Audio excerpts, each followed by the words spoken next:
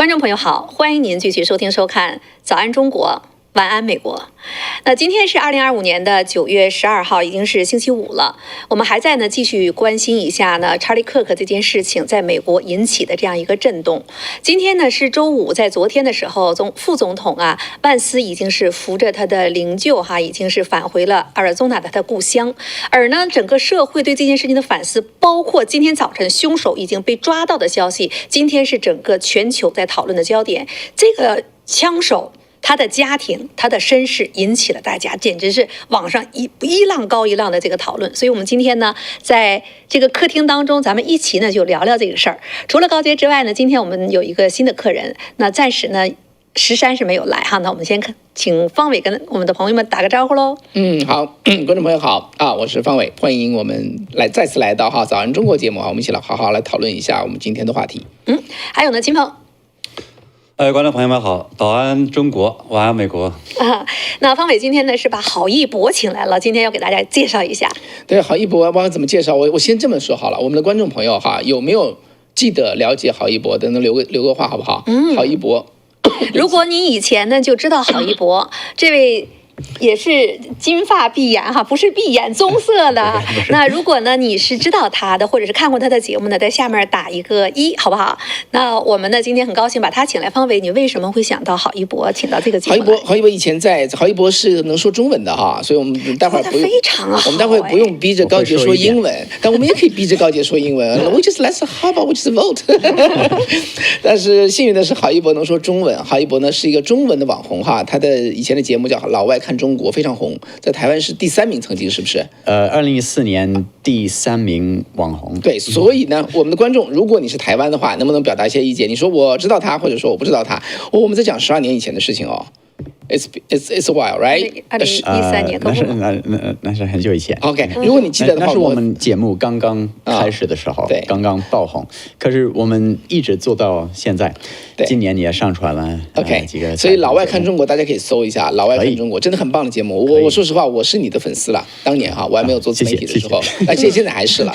所以我们非常高兴请到郝一博。郝一博是英国人，在美国公民。对，美国公民，在美国待了已经很足够长了，在美国养大了他的孩子。这为什么我请郝一博过来因为他能说中文他又是父母，也是其实是个美国父母那么另外呢，也是对华人呢，包括说对美国文化都非常了解，所以我们今天请郝一博来跟我们一起来分析一下美国爸妈是怎么想的，对不对？因为今天抓到了一早晨大概几点钟？我想我早上是10点钟做节目，大概9点多钟吧，就是美国川普这边说已经抓到了，今天直接就开始开新闻发布会，然后这个人的身份就已经曝光出来了。佛罗里达州的州长也出来发新闻发布会，然后 FBI， 然后我们就看到犹他州对，然后你看这个这就是这个小伙子。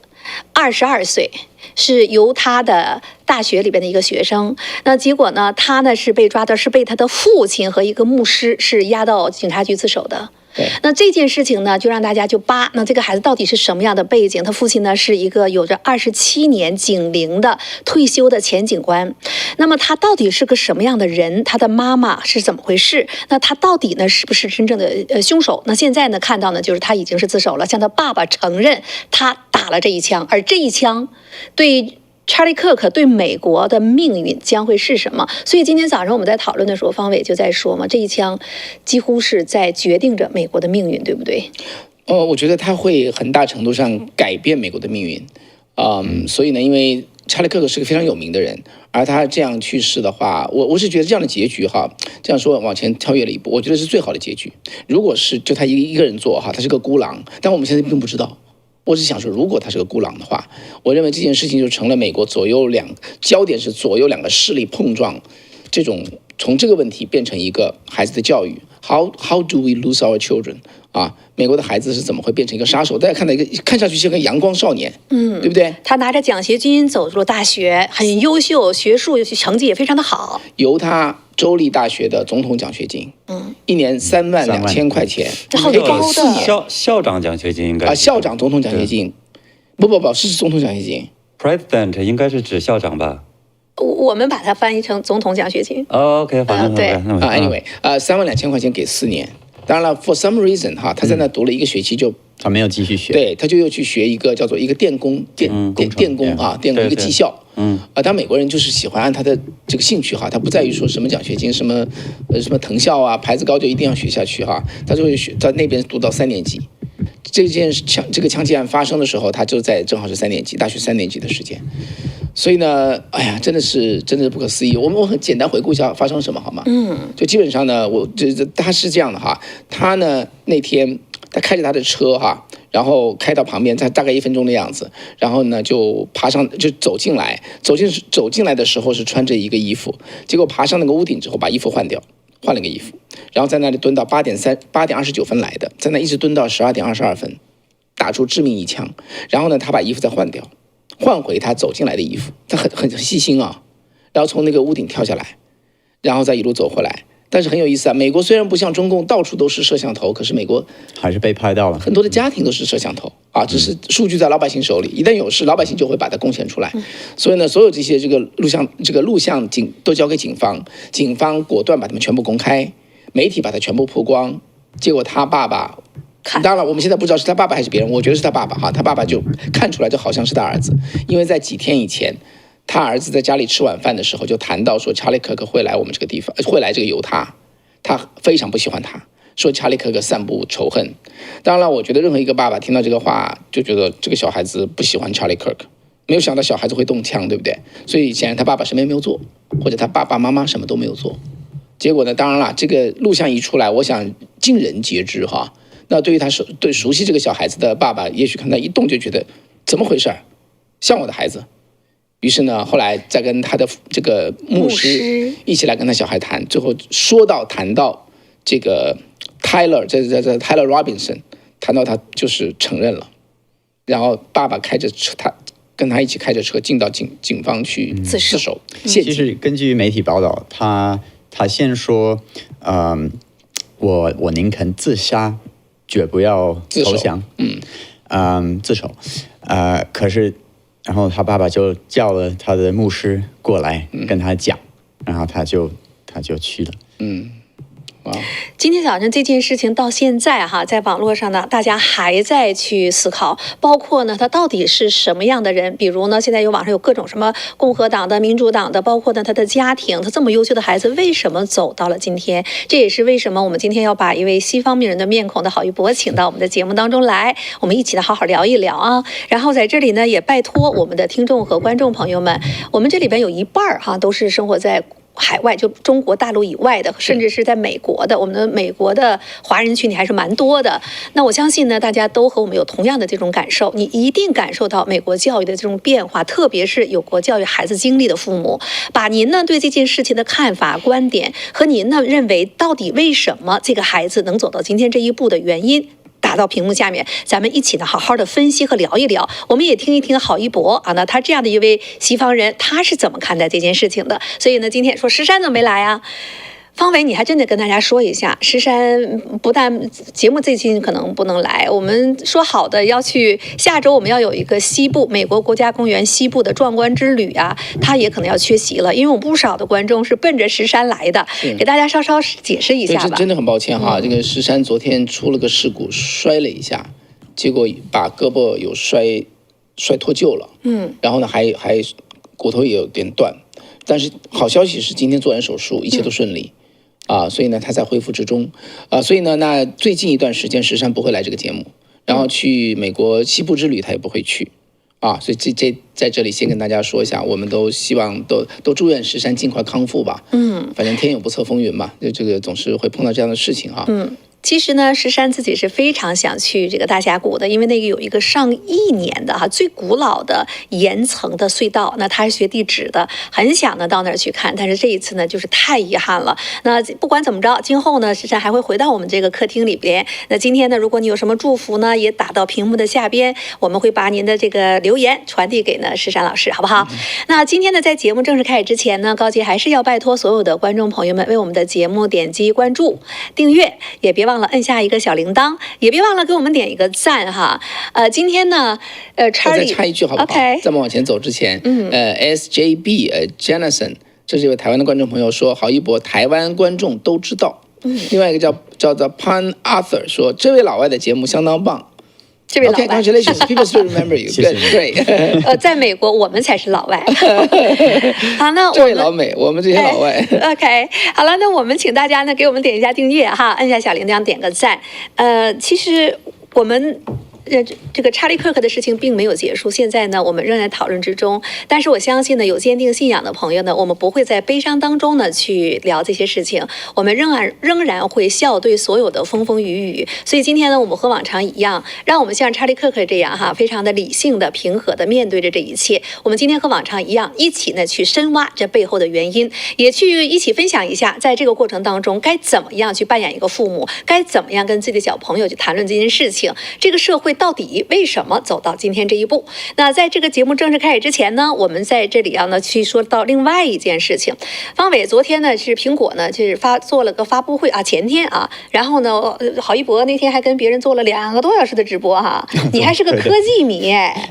不，只是一个另外一个主持人请我来当一个来宾，跟他们一起看他们的发布会的直播我们今天不讨论苹果的发布的问题。那这个非常引人瞩目的，它这个 iPhone 的 Air 非常的薄啊。然后呢，结果呢，中国这边本来是12号，也就是今天要发布的，现在呢，官方宣布，苹果呢发出正式的一个官方声明，因为基础设施等其他的一些系统性的和中国官方的一些问题呢，现在就 delay 了。不发布了，他呢说的原因呢，基本上就是因为什么5G 的设施啊，说的很就是好像系统性的一些基础设施有问题。但是呢，我们看到知乎和国内的系统内的人，他们可不是这么去说，他们讲到了，他说其实根本就不是，是因为这次呢，苹果在中国大陆发布的这个最薄的手机呢，是用的 eSIM 卡。没有一个地方可以插，对，不像以前有个物体的那种小卡插进去，是电子的了。你在网上就可以去弄了，它只有这样的把这个实体卡拿出来，它才变得更薄。然后这件事情呢，他这知乎的网友就说，它其实不是，一旦有这个 eSIM 卡的话呢，它是可以在中国国内在海外付钱，就买海外的电子运营商，因为我们出国都这么干的。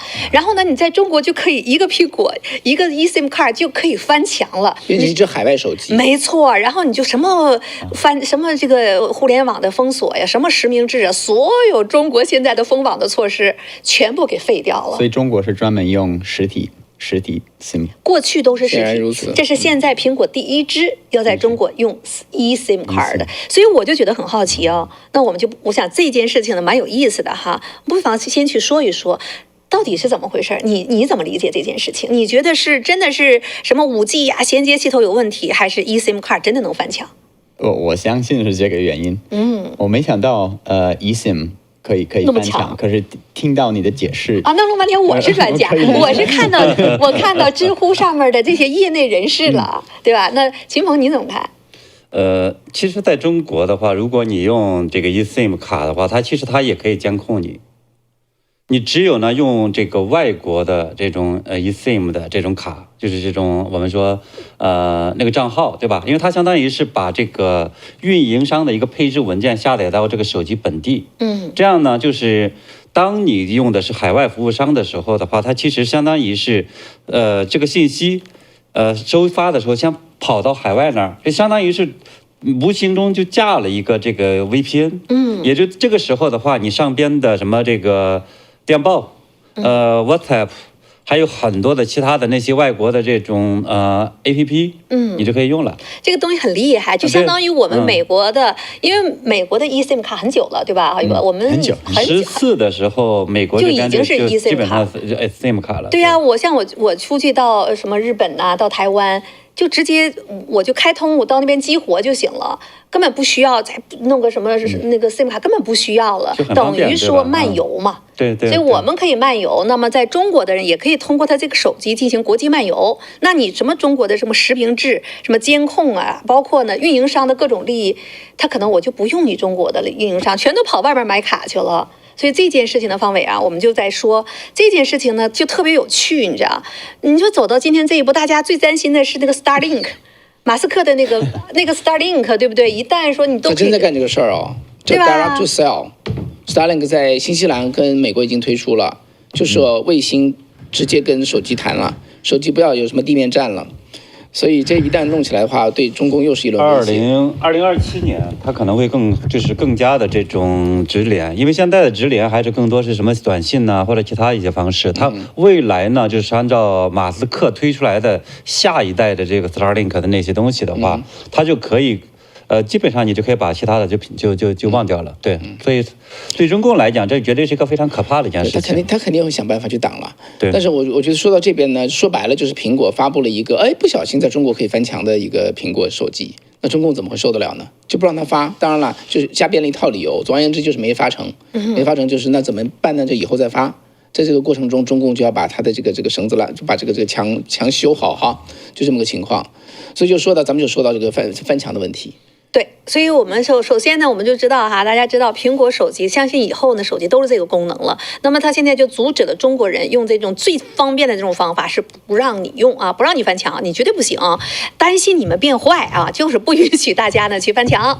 然后呢 ，Starlink 呢，过去马上这个技术越来越发达，中共怎么去阻拦这件事情，我们也不妨去观察。但是那这件事情的方伟，他居然呢还有一些好的办法，怎么去弄？对，其实我在我的节目中跟大家都说过了哈，如果这个早安中国的观众朋友如果不知道的话呢，我们现在在推一个叫做一链翻墙的一个技术。这个技术呢，就是说，就是一个简单的 link， 这个 link 是看不出任何的特征的。这个 link 只要进到中国，无论用 email 的方式、短讯的方式，什么样的任何的方式，那国内的这个朋友只要点击这个 link 就可以翻墙出来。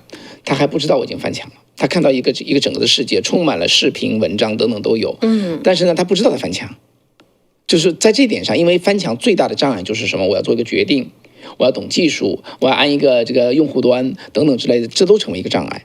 所以呢，那这个一链翻墙的好处就真的是一链可以翻墙。那么这里头呢，就是基本上这个链接就能让防火墙消失，这是美国的这个科技人员开发出来的很强的一个技术哈。所以呢，这个技术还有很多精彩之处，以后再跟大家说。我想给大家看一下刚才那个图哈，那个图稍微放大一下，看看最上面的2列。这个工具其实是个新工具，我们就看第一行啊，第一行写的叫做现在的每个月28天的叫做活跃用户是110万啊。然后呢，看的小时数是85万个小时，然后平均每个人的每次的访问平均时间长是27分钟，就看半个小时节目，这个意思啊。那另外呢，现在是一个月是2600万的这个叫做观看量，2600万，其实是一个大型的一个，如果是个新闻网站的话，是一个大型到超大型的一个新闻网站的访问量。是这么个情况哈。其实它起来的速度，它其实只运行了大概1年的样子，所以是一个就是非常强的一个工具。但是呢，它现在问题是什么哈？它送出来的人所占的带宽，这个团队付不起，所以说你把墙都打透了，接来流量你接不起。所以呢，这叫做最困难的问题解决了，剩下最简单的这个东西就需要一个流量。我们现在很简单，就直接问我们海外的华人说，大家来出钱买这个流量。所以呢，在我的频道中，我已经做了，我们现在是这样的哈，2000块钱作为一个赞助群，有2000块钱的话，我们就可以发布这个团队就可以发布100个链接，可以给成千上万的人用。这个100个链接就是刚才的那一组。100个链接，过去的28天就有了2800万、2600万的浏览量，所以我们这2000块钱就能产生这100个链接，对不对？是这个意思吧？对，那当然，这个100个链接并不是所有的2600万，它还有别的链接哈。总而言之，有多少使用要看它的传播的范围。那不管怎么说呢，我们就知道哈，这100个链接可以让很多人，就等于100条路可以走出来，就这个意思。然后呢，另外2000块钱呢，就可以又100条路出来，就这个意思哈。所以我们现在想到的是什么？大家知道哈，所有这些工具也好 ，VPN 也好，很强的翻墙工具，你把它给中国大陆的老百姓用，很多人觉得哇没有风险，那就愿意用。但是这里头的费用怎么办？因为他不可能完全说全部做免费，很快他们就叫钱都用光了，就得停下来。这个东西很厉害，我听他们讲，在微信群里边，他可以随意点开就可以看了，而且还很难发现。是。那中国大陆要这个付钱为他们自己使用的话，它的难处是什么？他付不了钱，就是说收费哈，交款是个中共卡脖子的地方。所以呢，这件事情最简单的方法就是我们海外的华人为中国大陆的民众付钱。所以2000块一个 block， 我现在在我的频道中已经筹满了5个了哈，已经有1万块钱抖内进来，在1个月时间内，我这里再说一遍，非常非常谢谢哈，真的是这是帮助中国大陆的民众。那么现在呢，我们就在这里再开始呼吁，在早安中国这边呼吁哈。其实我们你如果每个月只有20块钱、10块钱都可以，就积少成多。那有的企业家你就给个2000块，我觉得这是功德无量的事情。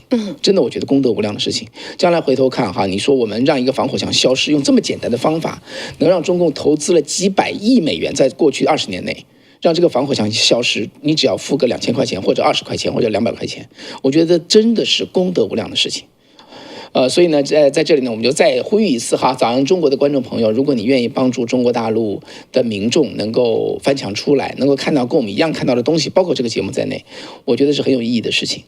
拜托哈，现在这个 link 一键翻墙众筹的这个 link 呢，donorbox.org 已经在下边了。点进去啊，1块、5块、10块都可以，咱们一起呢走过这个历史的时刻。我们看到了，不仅是在中国，包括在美国，在这样的每天几乎都发生着将来必定铭记历史的时候，我觉得我有一个朋友说一句话，让我非常的感动。遇到一些事情的时候，人都要做出选择。他说我看这件事情的时候，我总在想，如果真的有那个最后的大审判的时候，如果神问我，当你遇到这件事情的时候，你是怎么做的选择？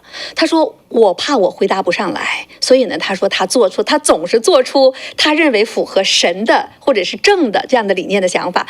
我当时听了以后，我真是觉得哇，那你想想，我听到这样的一个人的话，那一定会我跟他成为一个好朋友。所以呢，我也想把这个同样的理念呢和大家一起去分享。我们都想一想，在我们的人生当中啊，去做很多很多的事情都要做出选择。那现在历史的时刻碰到现在这样的一个 link， 你会做出什么样的选择？那么碰到 Charlie Kirk 这件事情，你会做出什么样的判断和选择呢？那怎么去判断呢？那就想一想，真的有一天我们站在神的面前，神在问我，当你遇到问题的时候，你做的什么选择？那我希望呢，我们做的是一样的选择，三观一致的朋友做出一样的选择，那你就点击下面的众筹的 link， 让我们呢把这一个翻出中国互联网的梯子给他们搭起来，让我们在我们的有生之年做一点传播真相的这样的声音的力量，好不好？那请大家，我把这个 loop 再把它画完哈 ，closed loop， 就是说，如果你捐款的话哈，你就是参加到其中某一个赞助群，就是2000块钱的一个群里头去，我们每个月会给你发一个报告。告诉你这个群带出来多少流量啊，我们是会给你报告的。所以我们点击这个 donor box， 对，就加入这个群了，是这个意思吧？是，你这个就可以收到一个报告了，对不对？所以你的钱啊，我们那个20块钱或者一杯咖啡的钱，让多少人啊，我们也加入进去，让多少人看到了这个真相啊，这个声音，那这就是能看得到的。所以拜托我们来一起呢做这件事情。上面有一个 link 叫做一键翻墙众筹，就在这里哈。这个还不叫做 VPN 哈，还不叫 VPN， 不是 VPN，它就叫一键翻墙。这是一个很有意思的技术，对，完全没有任何技术含量，这就是它的有威力的地方。你没有痕迹就翻出来了。所以，对，而且他在微信群里边就可以大家互相传播，还没有危险。然后呢，那里边有一个打开之后有一个二维码，他只要呢不断的扫这个二维码，然后他就不断的有新的 link。我再加一句啊，你一旦翻出来之后，你扫那个二维码，不断的为自己再去存新的链接。假如前面一个真的哪一天被网警封了，因为大家都在分享嘛，搞不好其中一个人是网警，他把他干掉，你手里有好多库存，你自己在那生成库存，你知道？就给自己不断的准备弹药，你就可以一直出来。好了，那这是呢我们今天看到的啊，苹果呢被封可不是什么它官方的那个原因，背后真正的原因就是这个 eSIM。那么我们就是把这个新闻扒开来瞅哈，苹果也不敢得罪中共啊，他也不把这事儿说清楚啊。结果呢，中国很多这种技术大牛人啊，在这个知乎的下面就给你写的清清楚楚，原来是因为 eSIM card。哎呀，所以生怕你们学坏了，总是把你们包裹的眼睛耳朵都给你们堵上哈，这就是中共做的事儿。那我们接下来呢就要说另外一个，那也是我们现在要持续关注的未来美国的命运。查理·克克的这个枪手呢，今天是被抓起来了。那这个枪手呢，其实让大家非常的震惊啊。那郝一博作为一个西方人、媒体人，你去看到这个枪手的时候，你觉得你当时第一个反应是什么？第一个反应其实他从他的外表，他只是看起来像一个普通的大学生，没有什么。我知道很多人他们可能认为他会是一个极左派的头发染成什么紫色的什么那种，很多保守党的人或者右派的人可能会这么认为，可是其实他长得很普通，白人，普通的白人，可是他的好像他的一些朋友说，他最近几年就开始有一些比较极端的看法，对政治的看法。我看到一篇文章说，他的朋友说他讨厌2个党，他都讨厌，可是他很讨厌那个查理克尔，他们吃晚餐的时候，在和他父母吃晚饭的时候，他说那个查理克尔会来他的大学，然后他很讨厌这个人，可是他爸爸没有觉得有什么风险，金鹏，你看到抓到这个凶手的时候，你当时你有哪些观察点，或者你觉得哪些事情你觉得让你注意到了，值得我们今天去谈的？第一个的话呢，给我感觉这个学生其实是一个很优秀的一个学生。他的这个是获得了这个校长奖学金，然后呢，他的这个学习成绩来讲的话，在美国有2类高考，对吧？其中一类的话叫做 ACT， 他的这个是36的满分，他是得了34分。然后呢，他的这个什么数学呀，还有这个逻辑、统计，还有什么这个包括语言等等的话，就接近于非常这种满分圆满的一个状态。就是你看这个孩子的话，你知道这是个智商很高的、很聪明的一个孩子，也很努力的。那么问题就来了，对吧？那么他的家庭怎么样？那你再进一步看他这个家庭来讲，就是应该是蛮和谐的一个家庭，就是他没有说好像在从小受到什么伤害，然后来出来报复社会，应该不是这个原因，对吧？所以呢，就是他的父亲来讲呢，看起来也比较这种保守和传统的这么一个。那么就是问题在于说谁把他给教坏的？对吧？是因为怎么走到这一步的？对，没错，怎么走到这一步的？我看到后来这个《卫报》的话有一篇文章，他是说呢，这个应该是在高2的时候，这个人开始变了，好像呢就开始说这个类似仇恨川普啊，或者仇恨那些什么法西斯啊，对吧？这后来的报道中，你看他这个子弹上边的话呢，也是有这种类似叫什么Antifa，就是反法西斯啊，还有上面的那个标志。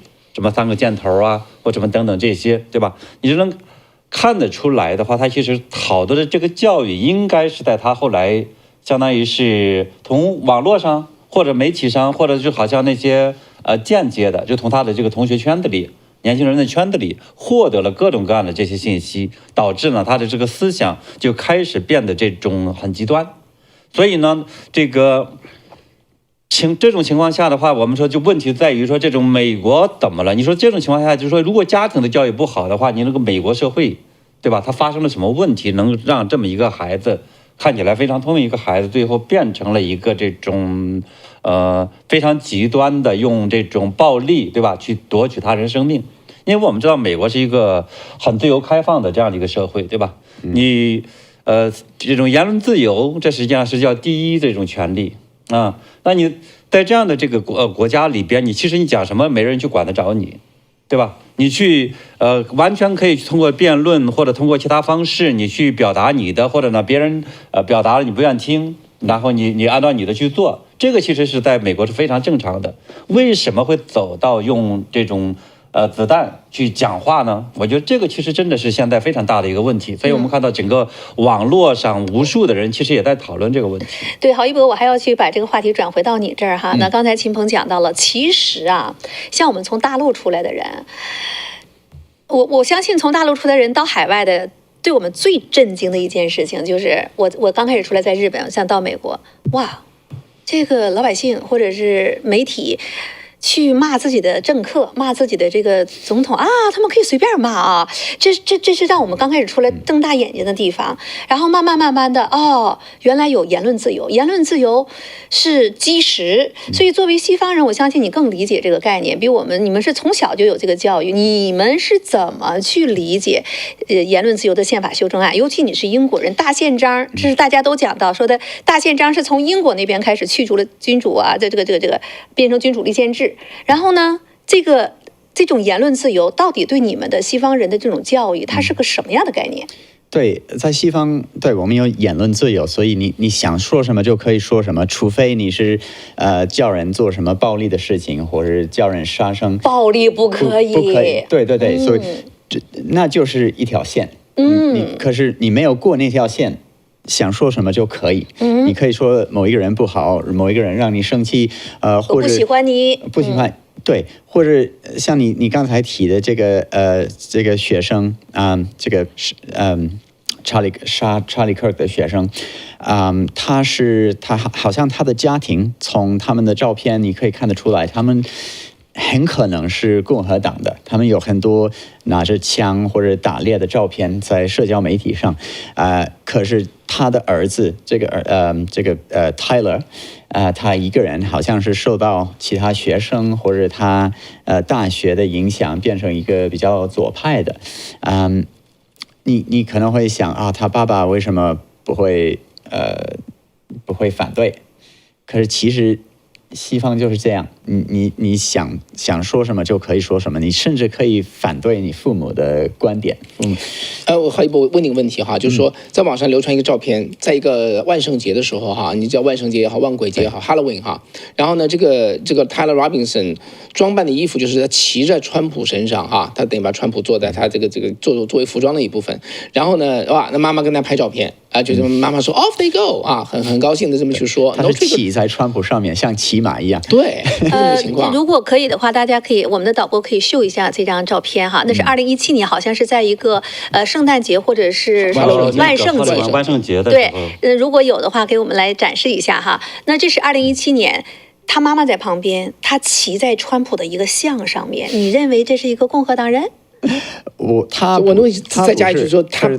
父母怎么会不管呢？如果他们是共和党人的话，我不知道他妈妈是怎么回事。他爸爸看起来比较像一个共和党的支持者，他妈妈我不知道，可是西方的父母，即使父母是共和党的，他孩子穿这样的服装，他们不一定会反对，他们可能只是会认为他长大他会变得成熟一点，尊敬一点，他不会这样。他只是也就是小孩子表现出跟父母不一样的政治观点，对，爸妈不一定会说话，没问题，没问题。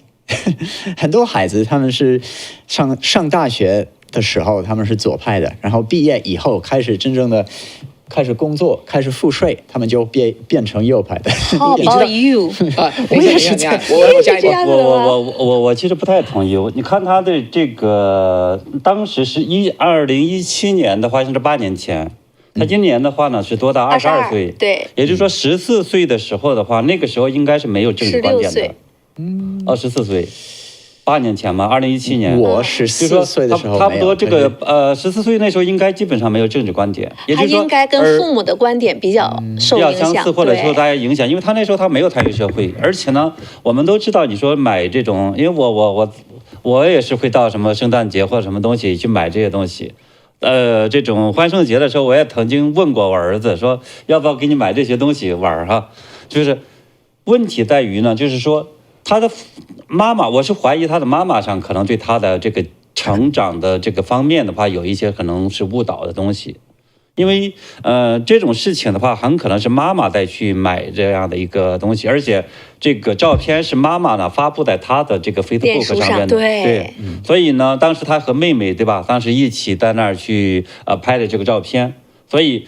我是怀疑妈妈可能对这个川普不喜欢川普，可能，但是不喜欢川普又是为什么呢？其实大家都知道是吧？是来自于媒体的信息，所以我觉得这件事情你要说来说去的话，相当大的一个原因是当时的这个媒体上，它其实起了一个很不好的作用。我还是想问一下郝一波，你怎么看？你觉得能说明父母什么样的政治倾向吗？那张照片我猜他的爸爸是共和党的，他妈妈。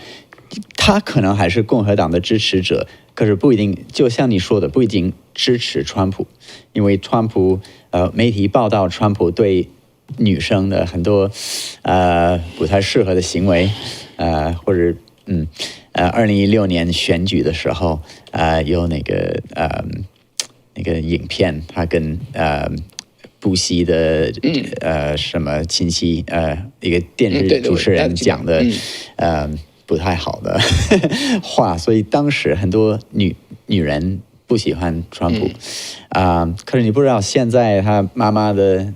对，we don't know，可能不一定是一样的。我们导播把这个照片放下吧，我找出来了哈，发出来了，可以看一下。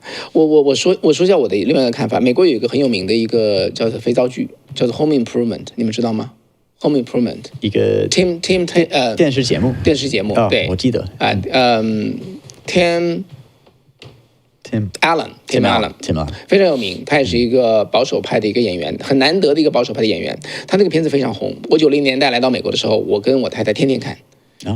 这就讲了他有3个 boy， 很多年前了。对，我记得我现在还在看，现在 Netflix 我回家还看这个东西，我觉得非常非常好玩呐。它是一个老派的 comedy 哈，是个笑话剧。但3个小孩子，第3个小孩子哈，这3个小孩子就到某一年就莫名其妙，全身都是黑色的，头发也是脸上涂的莫名其妙的。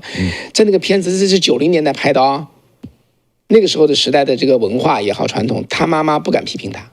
爸爸妈妈都不敢批评他，真是这样的，我就看到不敢批评他，只是觉得哎呀，你怎么会这样子啊 ？OK， 然后就围绕旁边就是说软话，他们也是想法说小孩子长大会变，所以这个小孩就很奇怪。大部分的人他们长大以后他们会有变化，所以这一点你想，我们在节目前我们其实有个讨论，对不对？高姐没有办法理解，作为爸妈怎么可以小孩子变成这个样子？这种政治观点的表达，爸妈会不管吗？我们中国父母一定要管，不管。但是美国你说的是不会管。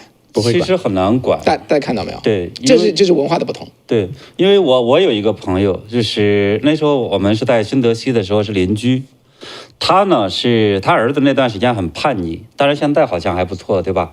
然后挣了钱还会给妈妈补贴家用，这个也是在美国里边，这可能是华人孩子的一个习惯了，反而。但是呢，那个时候很叛逆的话，有一次的话，好像就是被他妈妈好像可能给批评一顿，可能还打了2下。结果的话呢，就是打电话报警。报警之后的话，这个就警察和社区的就来了，然后就可能是要说，如果这个确定事实的话，就会把这个孩子带走。而且这个学校呢，他也是这么教，说你这个就干脆就离开，然后的话就要到一个别的家庭的什么去寄养家庭去。而且的话呢，这是他后来是没带走。我听说有的人实际上是被带走了，所以这个对美国来讲的话，好多时候真的是不敢管。一管的话，他假如说真的就是一闹或者一打电话，这个事儿还真麻烦。不能动手，不能打孩子的。对，我们在加州还不是上小学，幼儿园上幼儿园第一天，尤其亚裔父母，那老师都得告诉他啊，这是你的权利。知道亚洲的爹妈会打孩子，那亚裔孩子还特意。然后我们那边有一个妈妈是律师，那女儿回来呢就就生气了嘛，妈妈就斥责她，完了就打了他一下，那小女孩就说我可以报警的。然后她妈妈是法律工作者嘛，她就跟我讲那个故事，就是上幼儿园的第一天，就是老师告诉了，如果你要是碰我的身体，我可以报警。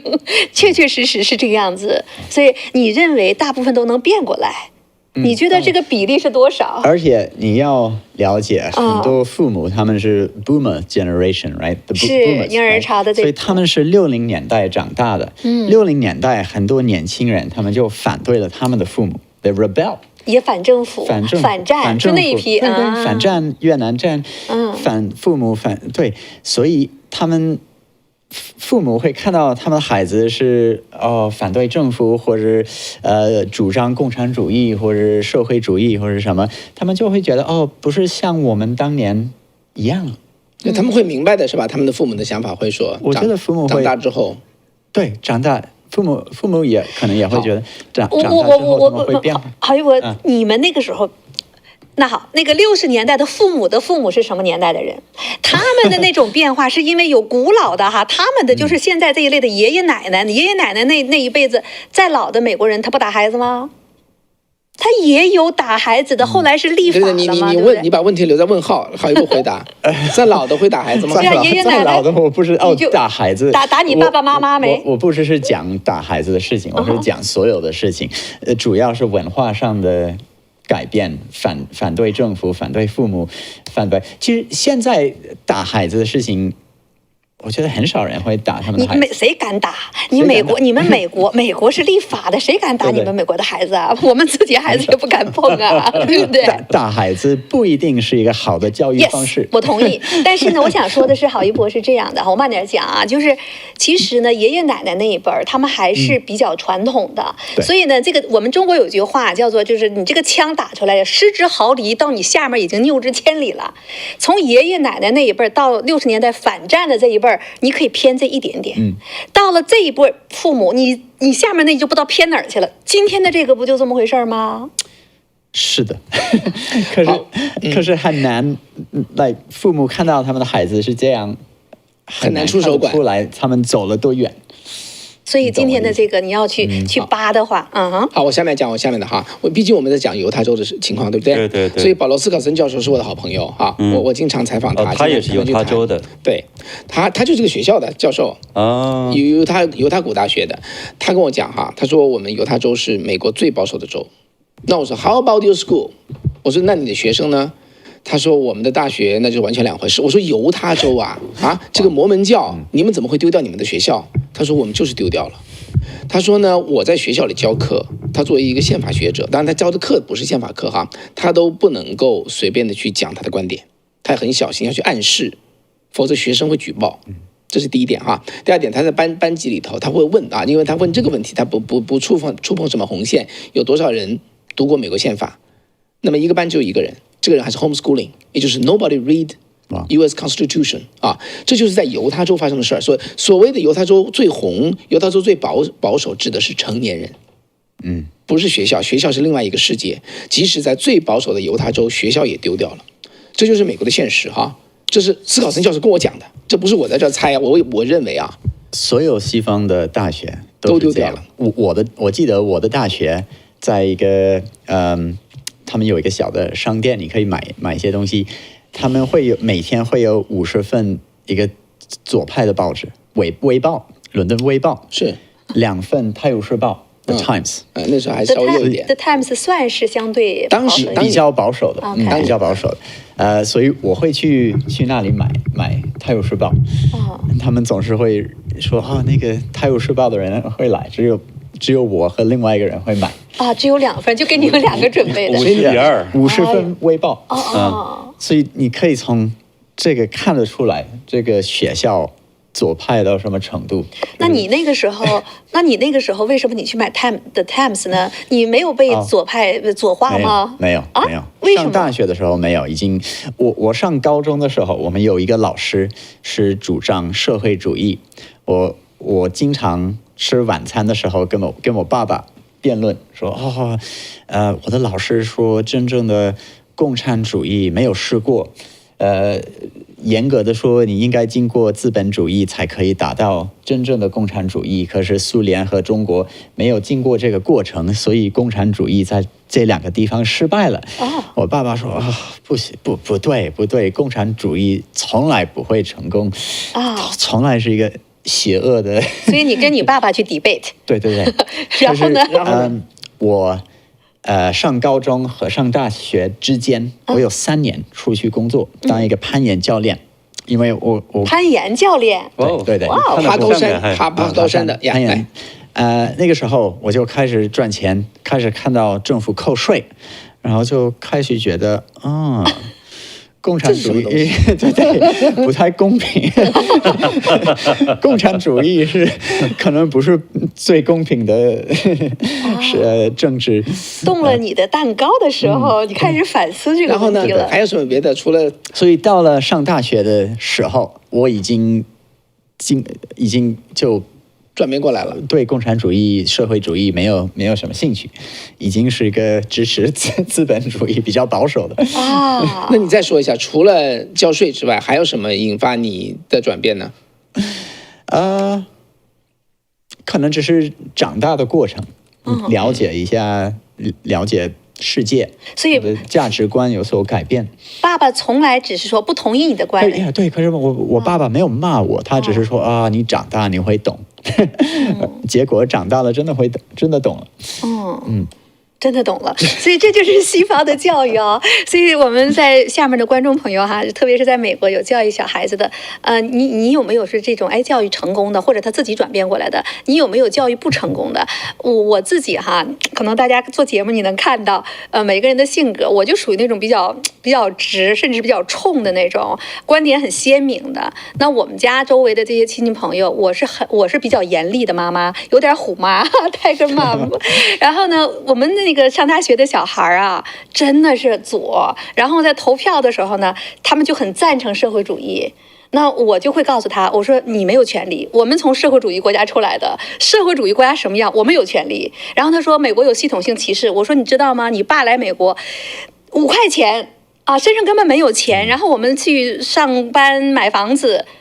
美国哪里来的系统性歧视？如果没有美国，我们连英语都不好，我们怎么可能去供你上名牌大学？怎么可能？所以在家里头，我们父母都很在这个问题上是绝不退步的，态度非常鲜明。然后呢，最后呢，在选举投票的时候，我们家就发生了，就是最后这孩子没办法，他就不投了，他也不去投共和党，他不投票，他也不投川普，但是他最后他不投票了。所以呢，这是一种方式，但是最终他自己呢变化也跟你很像。医生，我们供他供了好几个大学，终于供出来了，然后自己开诊所，单身男孩一半税全都缴没了。但他回来会跟我们讲，我说现在你的同学怎么样？他说都是 Republican， 然后他自己乐，然后他自己也就是慢慢的，你说他彻底变过去了没有？他会思考这些事情，和你很像，因为他累死累活的医生很累的，那值夜班啊等等的，然后一半工资全部拿走了。现在呢，他宁可不投，还没有完全彻底的变过来哈。这是一种方式和方法。但是我想问的还是，当这个孩子和家里还能够沟通的时候，能够说话的时候，而这个呢，他是我们看到他能骑到那个川普的项上，我就想起这次我们看到这个查理克克被枪杀之后，在网上就有一个警察，这个警察说了一段话，方林你还记得不？他当时呢就在讲，他说拜登啊上楼梯摔倒的时候，去到英国访问后，在出国的时候跟着空气握手的时候，我们也嘲笑过他，因为他确实给我们美国丢了脸。可是呢，当他得癌症的时候，我们没有盼着他死啊。这个他那个，我们都希望他能好。对吧？他毕竟是一个老人了，80岁的老人家了，观点不同了。你做的事情就是你们政党的一个观点，我没有盼他死，我们希望他好啊。我觉得这就是一个，就刚才郝一博说的那条线，到底他怎么跨过了这条杀人的线？这个原因想过没有？为什么？这个怎么就没变过来？你是说这个小孩子，怎么跨这条线？怎么跨出这条线的？对，我这么说好了，就是美国的成人哈都明白这个道理，反映在美国就是前面2个修正案，第一是言论自由，说话是没有罪的，是这个我们的社会允许的，这是第一点。第二点就是这叫做持枪权，枪不是用来打你辩论的对手的，枪是用来打猎的。对美国宪法理解更深的话，他就知道这个枪是保卫我们人民不受政府的迫害的。如果这2个概念没有的话，才会出现我觉得这个 Tyler Robinson 干的这个事情，他把枪拿来瞄准他睡不服的人。这个人呢是后来参加了叫民主社会主义社团。对啊，民主社会主义党在美国是一个就是基本上是一个半社会主义的一个，其实就是社会主义，我认为。他只是不打那个名声而已，不打那个名号，共产主义的名号，所以呢，在这里头受到真的非常非常大的影响。而且他应该也很大程度上受到那个安提法的这样的一个影响。安提法的话，就是所谓的把这个针对这种法西斯主义，他就可以呢是使用暴力的方式去解决。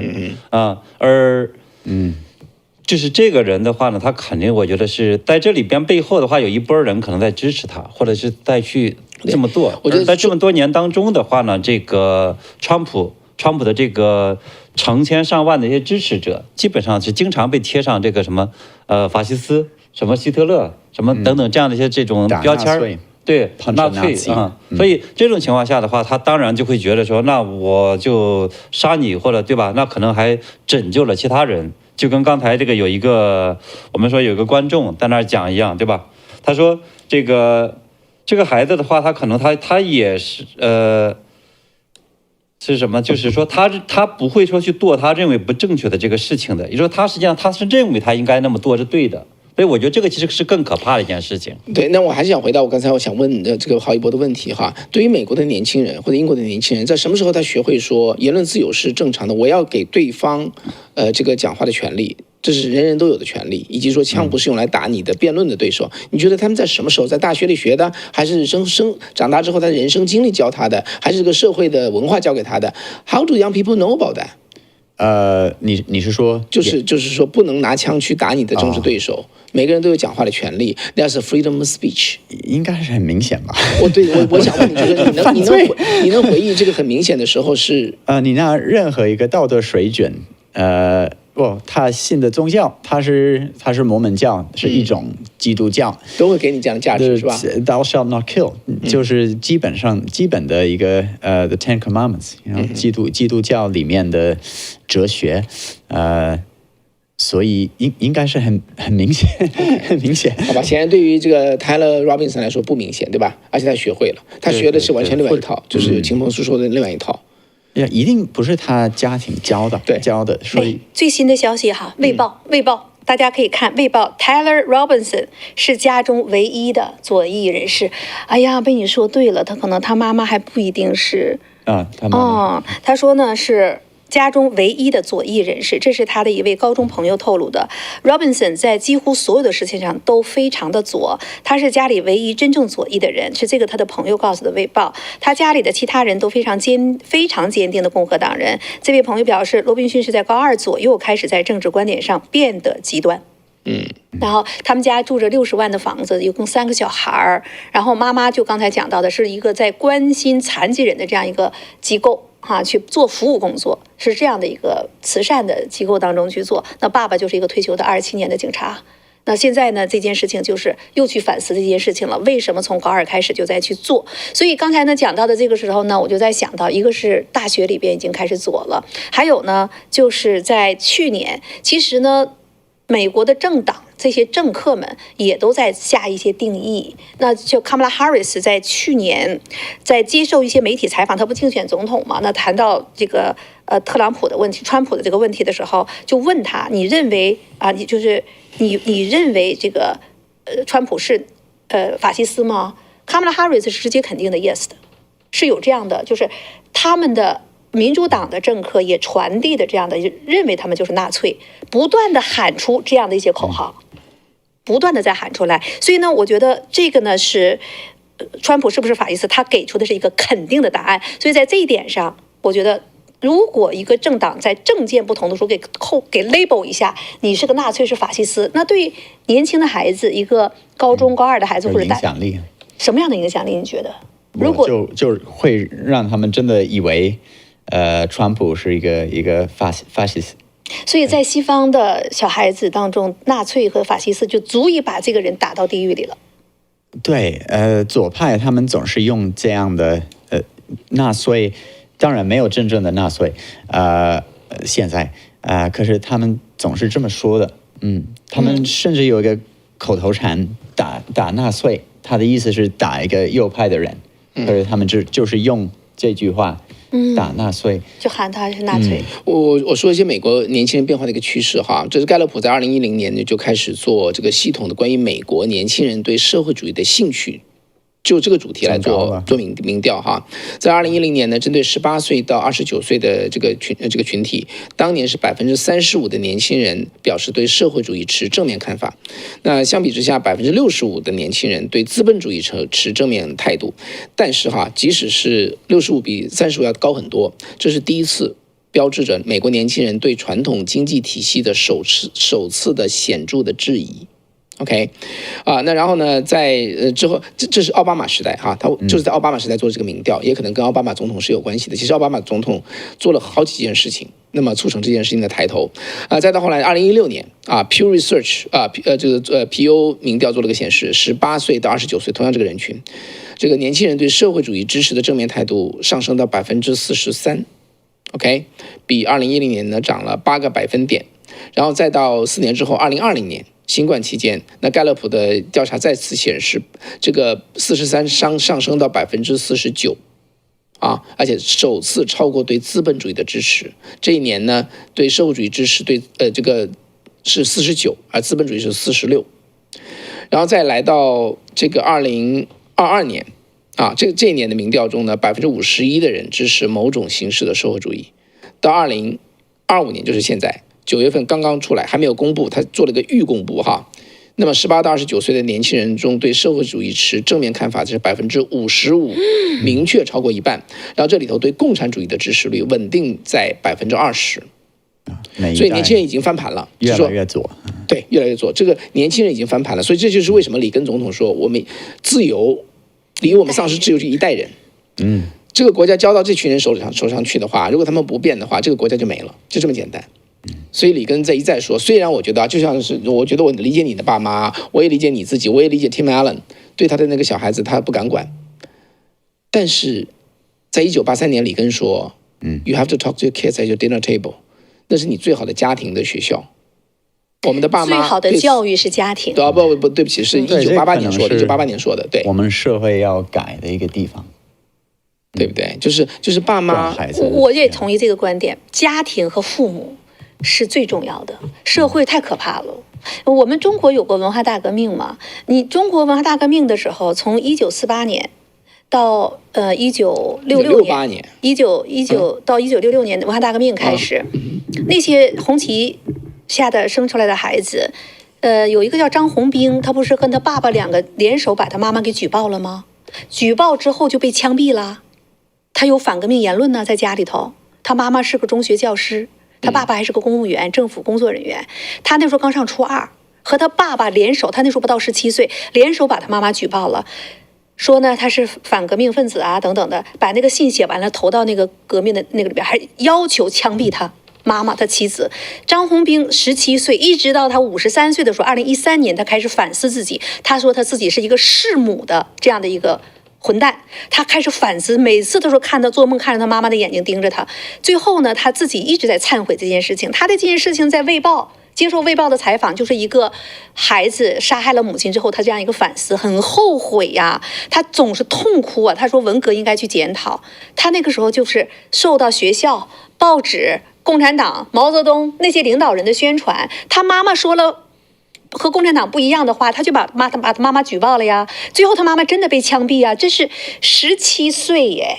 所以我太理解你说的这个，用不着一代人呢，用不着一代人呢，就真的是这样。而且在中国那个地方，他就彻底的给你洗脑，你没有第二个声音，所有不同的声音都给你打死的。所以在文革的时候，中国已经发生了那么多学生打死老师，妻子互相告状，还有这个把自己父母都给举报出去的，那就是短短的10几年的时间，在中国那就出现了很多这种血淋淋的人伦惨剧呀，确实是这个样子。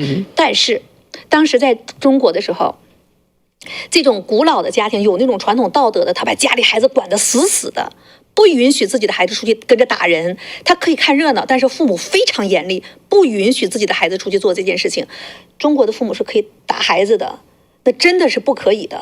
所以很多人就反思说，那个时候得亏我父母拦着我，反正跟着看看热闹，不敢做坏事儿，不敢跟着去打、去抢、去武斗，不敢的。恰恰是父母，那在中国洗脑洗得厉害不厉害？恰恰是很多家庭里的父母成了最后一道墙，没有让孩子跟着那些群体作恶去做。所以我也感觉到，就是说你推到社会上，推到这个政府上面，我是有道理的，确实是被洗脑了。可是最后一个关卡，给孩子制造摩擦力的，能挡住孩子不要随着去作恶的，只有父母或者说是母亲。只有这个，如果你的父母都不挡着的话，所以我刚才说，失之毫厘，谬之千里。可是这问题是他没有跟他爸爸说他要去杀人，没有人知道。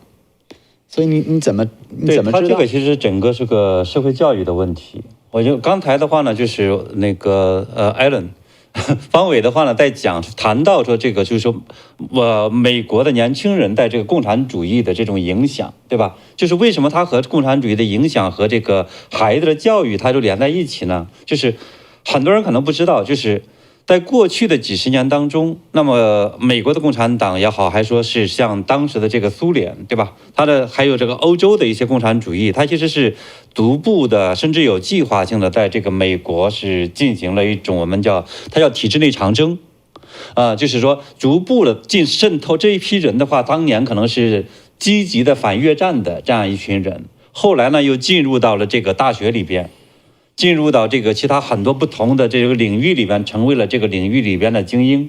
后来当然影响最直接的是这个大学教育，所以在这样的情况下的话，就把这些人开始一步一步的蚕食原来美国的基础的价值观。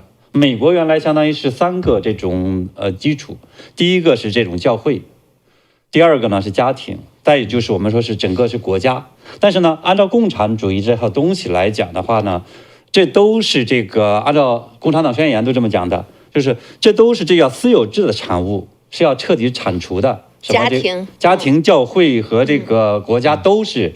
所以的话，为什么这个中共的话会在那儿去武装保卫苏联？因为共产主义者是没有祖国的，对吧？所以的话呢，没有家庭，大撒币，你这也是符合共产主义这一套东西的，对吧？没有家庭，所以的话呢，共产党的这个才会搞乱伦嘛，才会这共产共妻嘛。所以你看，从这个蒋介石在这个领导抗日的时候，中共在哪儿？中共在延安，在那儿去换老婆。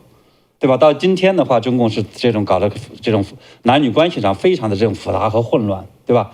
那么同样的呢，我们说这个对于教会、对于传统，那都也是这种私有制的产物。所以的话呢，就是他们在整个过去几十年当中，在美国、在西方，实际上在逐步的去不同的领域再去铲掉这个原来的传统。所以这个就导致今天呢，我们说这个社会就变得非常的复杂和混乱。所以这个情况下，它还真不是简简单单的，有的时候是一个家庭教育的问题，而是呢，如果这个人或者这个社会能够全面的认识到说他共产主义的这套思想，或者呢整个社会的现在反这种传统的这样的一些这种教育方法、价值观，实际上是带来今天这种社会乱象的一个根源。这个呢就会，假如能够清楚的认识到这一点，那么呢就会更加的好的去改变这个教育。那我觉得这个其实是个根子的东西。这个方伟这块放着2本书哈，大家可以看得到。这2本书里边就叫《裸体的共产主义》。好了，给我们来介绍一下吧，方伟。对，因为我觉得还是回到里根总统当年说的，1988年他是临走的时候啊，但是这个就叫做卸任演说的时候，他就说，家庭的 dinner table 晚餐的 table， 这是家庭的课堂。这个做父母的要利用那个机会跟大家谈。确实，我觉得郝一博说的没有错啊，他爸妈怎么知道？但是如果他爸妈在晚餐，他记得去做这个询问，他大概就可能把他问出来。事实上，他就是这样的，对不对？他怎么发现他儿子是杀手？就是因为在晚餐的这个餐桌上，他儿子说出来了对查理克克的这个讨厌跟甚至憎恨，因此才把它识别出来。所以晚餐的课就是这个叫做餐桌，这是一个家里信任表现，在这个信任的基础上，什么都会说出来的时候。那么现在问题在什么呢？就是对我们的观众来说，说实话，你碰到这样的怎么讲呢？这些已经被洗脑的、已经变掉的这个青少年，你怎么把它说过来？我真的我就想象把我自己换成查理克克，去到牛津跟剑桥，面对那样的辩论的对手，我觉得是巨大的压力。所以我们自己如果不 ready 的话，其实还是没有用的。就是你要说服你的孩子，你自己思路要清晰，要足够多的了解哈。对于共产主义，包括对于孩子的想法是什么，对于好的东西又是什么。我一直说要破美国共产主义需要2个事情：第一，知道什么是坏的，共产主义坏在什么地方；第二，知道什么是好的，美国的传统价值是什么，为什么它好。这2个都得知道才能做这个事情。所以呢，对于父母，我们要救我们的孩子，我们对自己其实是要下一番功课的。所以这个功课从哪里开始呢？我就跟大家说哈，这2本书本来想1本书，结果弄2本书弄得这么厚，但是呢，我觉得可读性很好哈。讲的叫做裸体的共产党。这本书呢是1959年第一版是英文版1959年是克里昂斯考森教授，他当时是这个联邦调查局的叫做通讯主任。当时呢，胡佛局长是委托到在美国全国巡回演讲，教会美国人共产主义是什么。因为在1950年代的美国，他们不知道苏联共产主义怎么回事，所以呢，因为他是 FBI 嘛，他做了很多的调查，很多的案子，了解他们的行为特点等等之类，才写出这本书来。这本书后来呢是没人出这本书，克里昂斯考森教授把他的在犹他州的房子卖掉，把房子不是卖掉，把他房子点进去，拿出贷款来出这本书。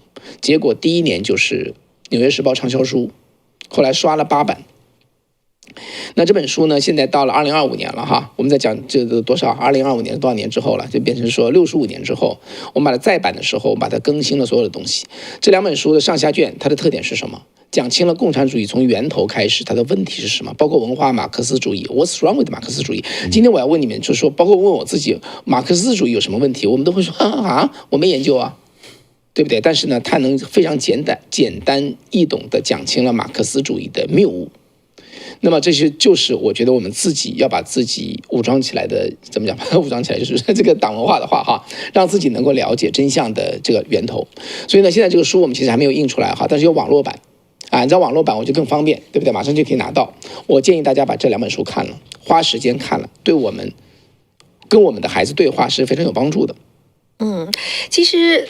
下面就有链接啊，大家可以去，大家可以去。我再回头看这个事件的时候哈，我们下面有这个观众啊，叫 Sunny 对吧？我又没有记错呀。他就在讲到，他说他的小孩啊，在考 driver license 的时候，他们家老大啊 Shirley， 他说我家的老大17岁办 driver license 的时候，自己选择注册共和党，我说话站在旁边看得好开心呐。这个Shirley 应该是一位妈妈是吧？我也想问你，那你是？小孩子为什么会自己选择注册共和党呢？你在家里是怎么跟孩子讨论这些政治话题吗？把你的这个方法给我们打到下面好不好？然后呢，这是观众朋友哈，那也下面有很多认识郝一博你的哟，很多人都知道你哦，都很喜欢你，所以还得继续加油做节目哈。然后呢，这个下面也有这些。祝这个石山哈早日恢复健康的，我们都会转达给他哈。然后我想说的呢是这位叫做。三尼张他说我有去过犹他盐湖城讨债，在那儿待了几天，对那里最保守的说法不苟同，在来来往往人群中感受不到传统和保守的气息，倒是有DEI 症候，不排除只是那家公司，但是总体感觉不像好地方就是跟你的这个斯考森教授感觉不一样，他还觉得他们那已经很保守了，在美国里边算是保守的。而且你得看什么地方，你要去盐湖城的话，美国大城市全都是 liberal 的哈，所以这一点也不能用盐湖城来判断犹他。所以我想说一个呢，你看哈，当川普被枪击2次甚至3次的时候，这件事情媒体有没有反思过？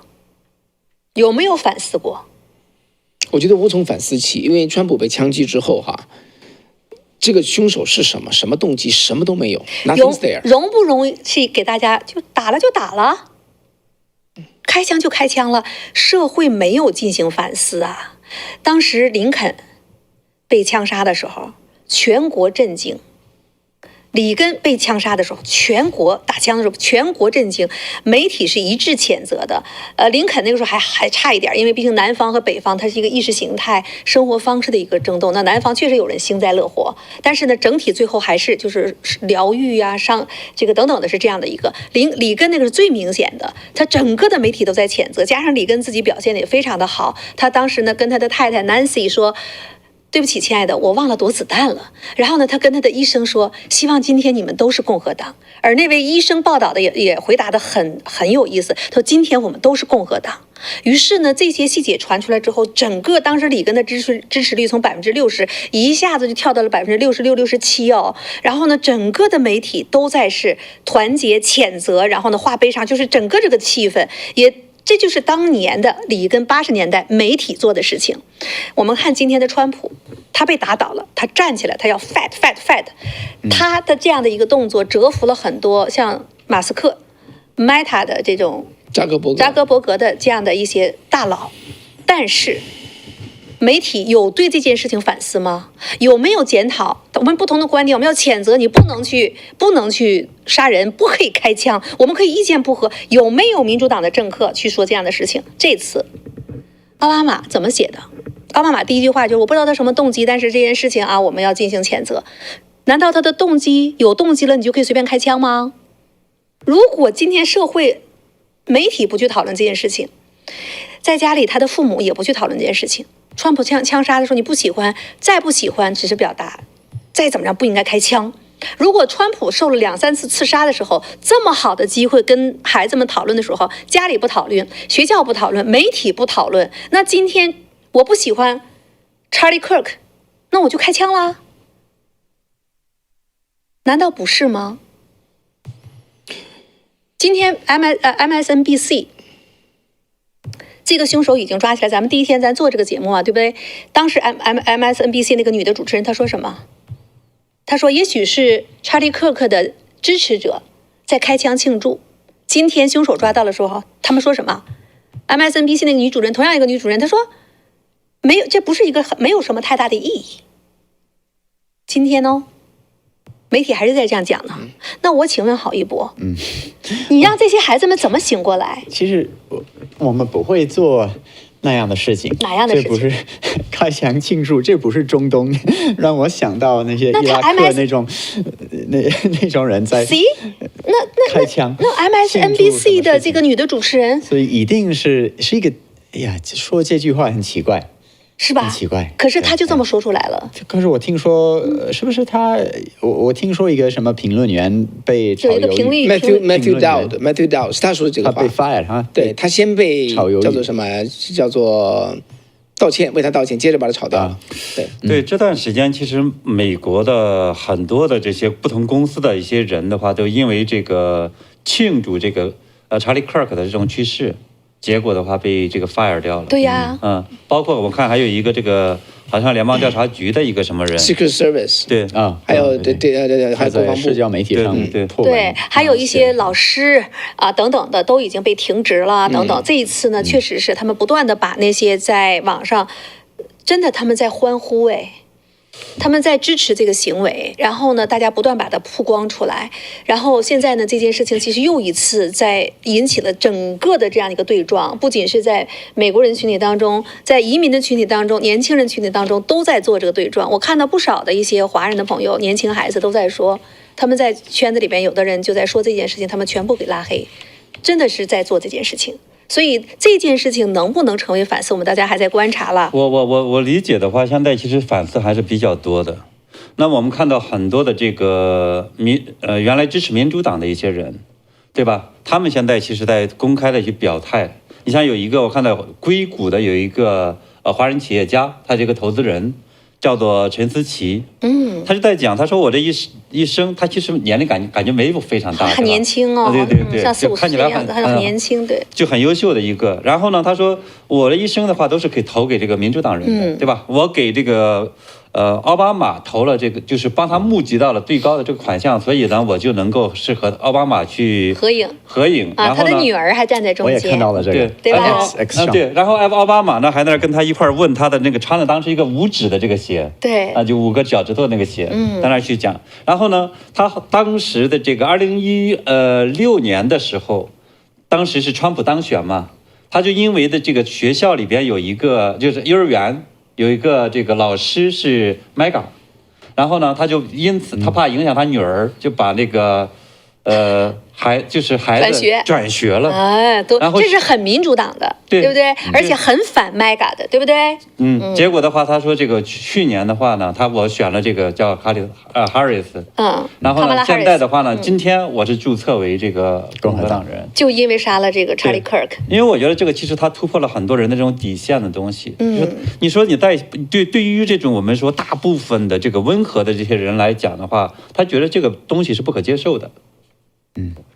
你可以不同意他的观点，对吧？但是呢，美国就是传统的西方的话讲，就说我誓死捍卫你的这样的一个言论自由的权利，你发言的权利。结果的话，你现在用枪来去对待他，而且呢，这个过程当中有一批的这个政客还反对，比如说是这个为他祈祷啊，为他这个是默哀呀等等，对吧？所以呢，这个其实他们觉得这个已经超出了他们底线了。所以相当一批人，我看其实是在这一次他们是在反省，在反思。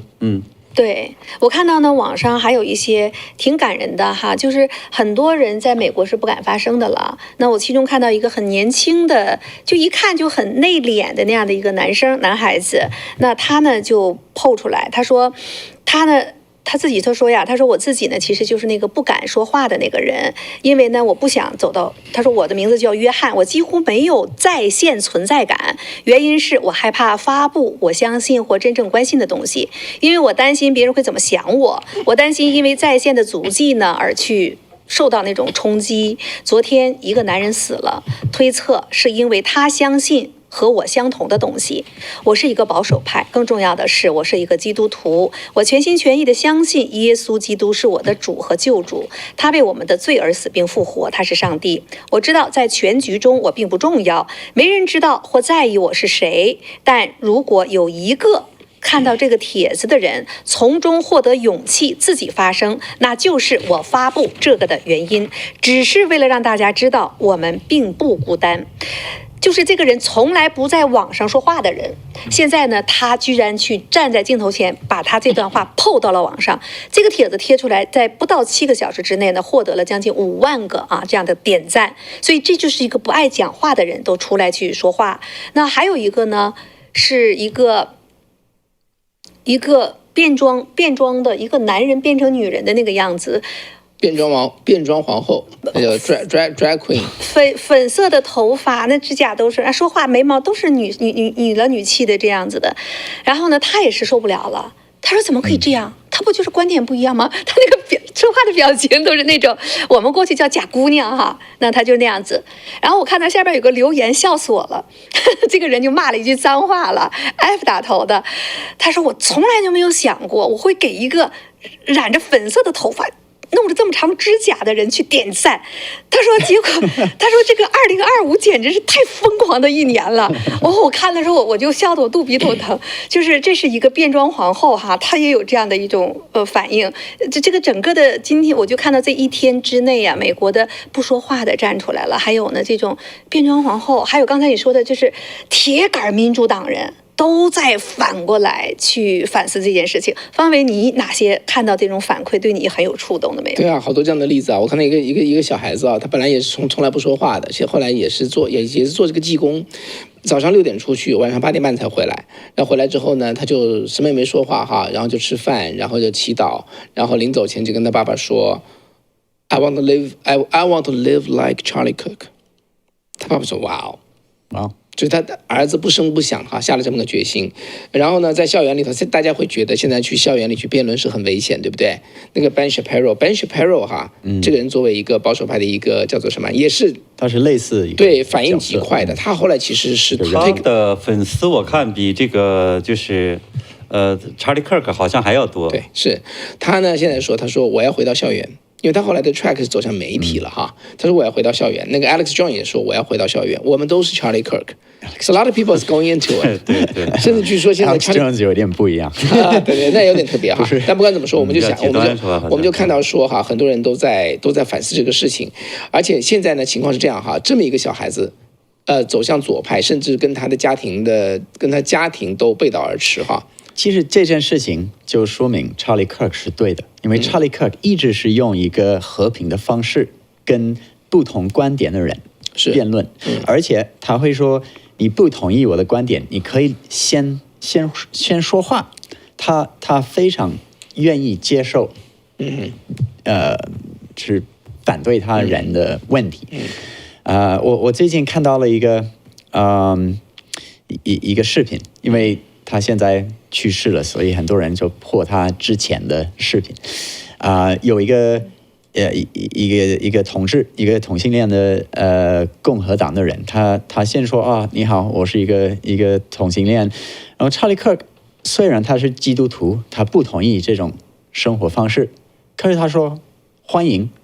虽然我不同意你的这一点，可是可能90%其他的事情，我同意的，比如说什么社会的事情，或者经济上的这些问题，所以他是非常 tolerant，所以这一次他被杀了，就证明他的看法是对的。我猜会有一大批人就开始支持共和党，或者离开民主党，变得右派。我们记得我来美国的时候，或者说我没到美国的时候，总是会有人教育我们，到了美国呢，有几件事情一定不要碰：别人的收入，不要谈别人的收入，不要问女人的年龄，不要谈宗教，不要谈政治，有没有过？都有过哈，我们都被教育过。所以查理·克克让我非常非常的敬佩。他不知道吗？他知道的。他去主动的去跟别人谈论政治，谈论宗教，而且是走到了被洗脑最厉害的大学里边。所以我回头在想，还能做什么？以他那么平和，他还能怎么去做，不至于激怒这些人？我只能想到一点，就是他已经 publish 出来很多他对话的那个情景，然后对方的那种表现、回答的那个真面孔都在那儿。最后我就想，我只剩下这一点了，我挑不出查理·克克的任何的毛病。我说，那把那个人的脸也给他马赛克上，是不是也就不让他觉得很难堪，也不让人，因为你辩论了赢了，对于年轻人来讲，你辩不过他，他就会觉得很羞辱，他就会觉得我就最后我就只能想到这一点。我觉得他真的是已经做到他能做到的所有的这些事情了。所以明知山有虎，是偏向虎山行啊，这个有多少人能做到？我就问问我们的观众朋友们，我们都在美国上班工作，你敢在你的公司里边跟你的同事辩论这个吗？你敢吗？敢你打个1，你说我不敢，心里明白我不敢，打个2啊。那你什么时候敢了呢？这又是一个问题，对不对？所以我就觉得查理·克克他真的是他知道的，而且他知道这件事情很危险，他都知道他有可能被杀害的，他还是去了。他知道，他实际上在之前的时候也讲过几次的话，他可能会被就是那帮极端的这个人的话，采取各种方式夺取他的生命，甚至来讲的话，在我们说。去年的时候的话，有一段时间其实是非常凶险的，对吧？那段时间是纳瓦罗被抓，然后这个川普的话呢是属于被司法追杀，被追杀，然后各种司法追杀，然后呢这个班农是被坐牢判刑，对吧？所以呢，就这种情况下的话，他结果这个查理·克克的话，就在班农的被关的前一天就讲过一段话。这段话的话，我看这2天在网上传得非常广，他是说这个，你消灭我们一个，就会冒出来上百个；你消灭一个1000倍的这个力量就会涌现；你消灭一个10000倍的力量会涌现；你消灭一个，我们投入更多的资金；你消灭一个，我们呢登记更多的选民；你消灭一个，反而会让我们更加强大。我们参与的这场运动，对吧？在未来1000年里，被历史学家书写1000年。这场运动将在未来1000年被载入史册，将被铭记1000年。而后的这个历史学家会困惑不已：为何当初身败名裂的史蒂夫·班农、彼得·纳瓦罗、唐纳德·川普之流，仍能屡战屡败，却愈战愈勇？正因为怀着呢坚毅与决绝的信念，我们有机会影响历史的轨迹，历史的洪流终将奔向正义，历史的洪流终将转向公民主导的政府，而非臣民，更非奴隶。当他们明天给你戴上这个手铐押走你时，史蒂夫，他指班农嘛，对吧？我们将利用这个黑暗时刻说声再见，123天后再见。在这123天里呢，我将倾尽毕生所能奋力抗争。你说他不知道查理·克克就这么对班农讲的，这个节目里边，所以你能看出来，这实际上是一个勇士，他还不是说不知道危险。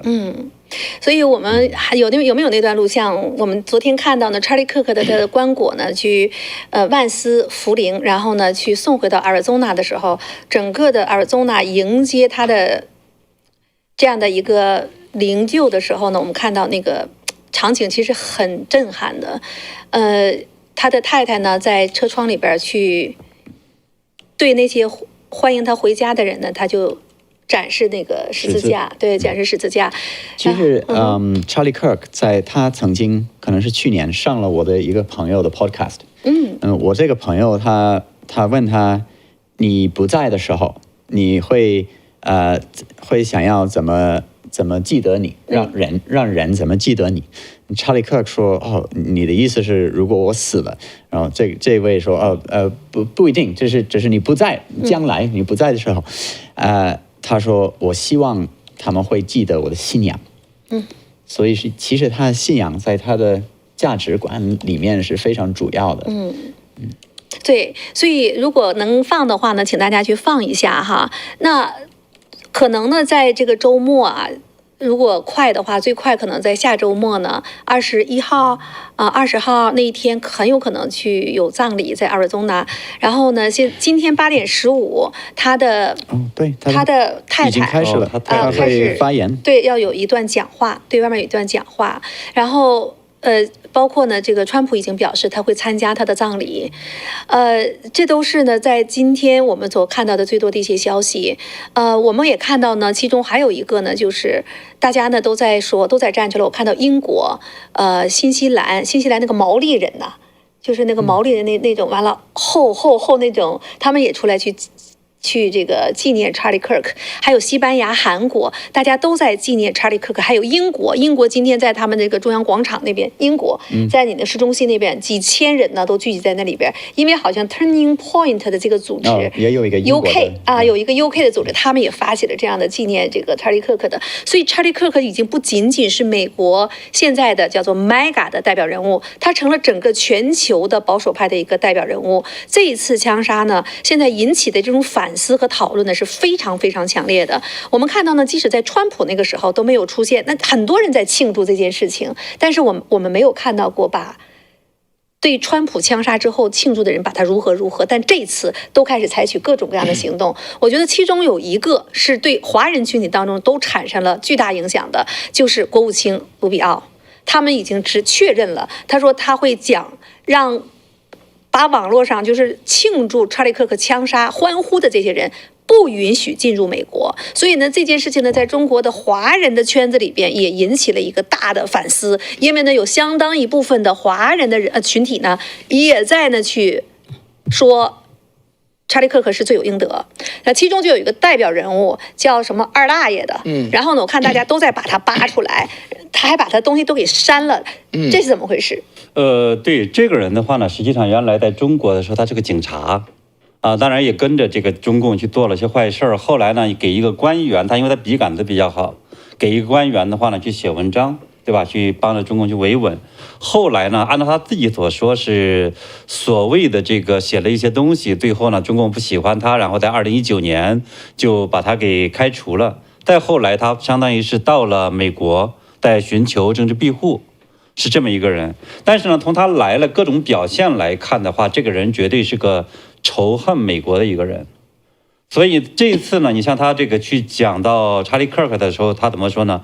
一个所有言论都在证明他是一个纳粹人渣的家伙被枪杀，被他一直所鼓吹的方式死去，我甚至都不愿意表达任何一点装逼的怜悯，就这样讲。哇！结果的话，就是引发了整个网络的一个众怒，就是包括就很多华人就都在那儿去把他这个话翻译成英文，然后的话呢，像FBI，像这个就是国土安全部等等的话呢，去举报他。当然也有一些西方人也注意到了之后，在下边这样的评论，大家觉得也很震惊，说怎么这样的一个人，对吧？怎么就是你看起来没有一点点的人性的东西在里头。然后我看到好像美国的一个比较有名的一个 X 的账号，他已经是看到了，他也在发声，他把这个人从美国撵出去。然后这个所谓的什么二大爷什么的，他自己呢已经把他的这些赶快都删掉了。所以我也想问问我们的观众朋友们哈，你们对美国国务卿哈，就是他们这样的一个做法，说把这些杀掉查理克克的这些人欢呼的这些人啊，他在美国的，就像刚才我们提到的什么起那个名字都是哈，他二大爷啊，不是谁的，他就把这样的人驱逐出去，你赞成吗？赞成请打一个1啊，不赞成你就打一个2哈。在这里呢，我们再谢一下小龙女，小龙女真的感谢您，我记得您上次也捐了99.9块嘛，对不对？今天又捐了9.9块，感谢您的支持。小龙女呢出了一个主意哦，方伟，她说建议出一个 T 恤，写上我们都是 Charlie Kirk。Good idea。All right。对啊，好啊，那我们都是 Charlie Kirk。其实我们前一阵事先没想到，我们前一阵在节目中间就可以把它设计出来。对，那就我们下一次再公布好了。我觉得小龙女的主意非常好哈，我们就出一个这个叫做话题衫嘛，对不对？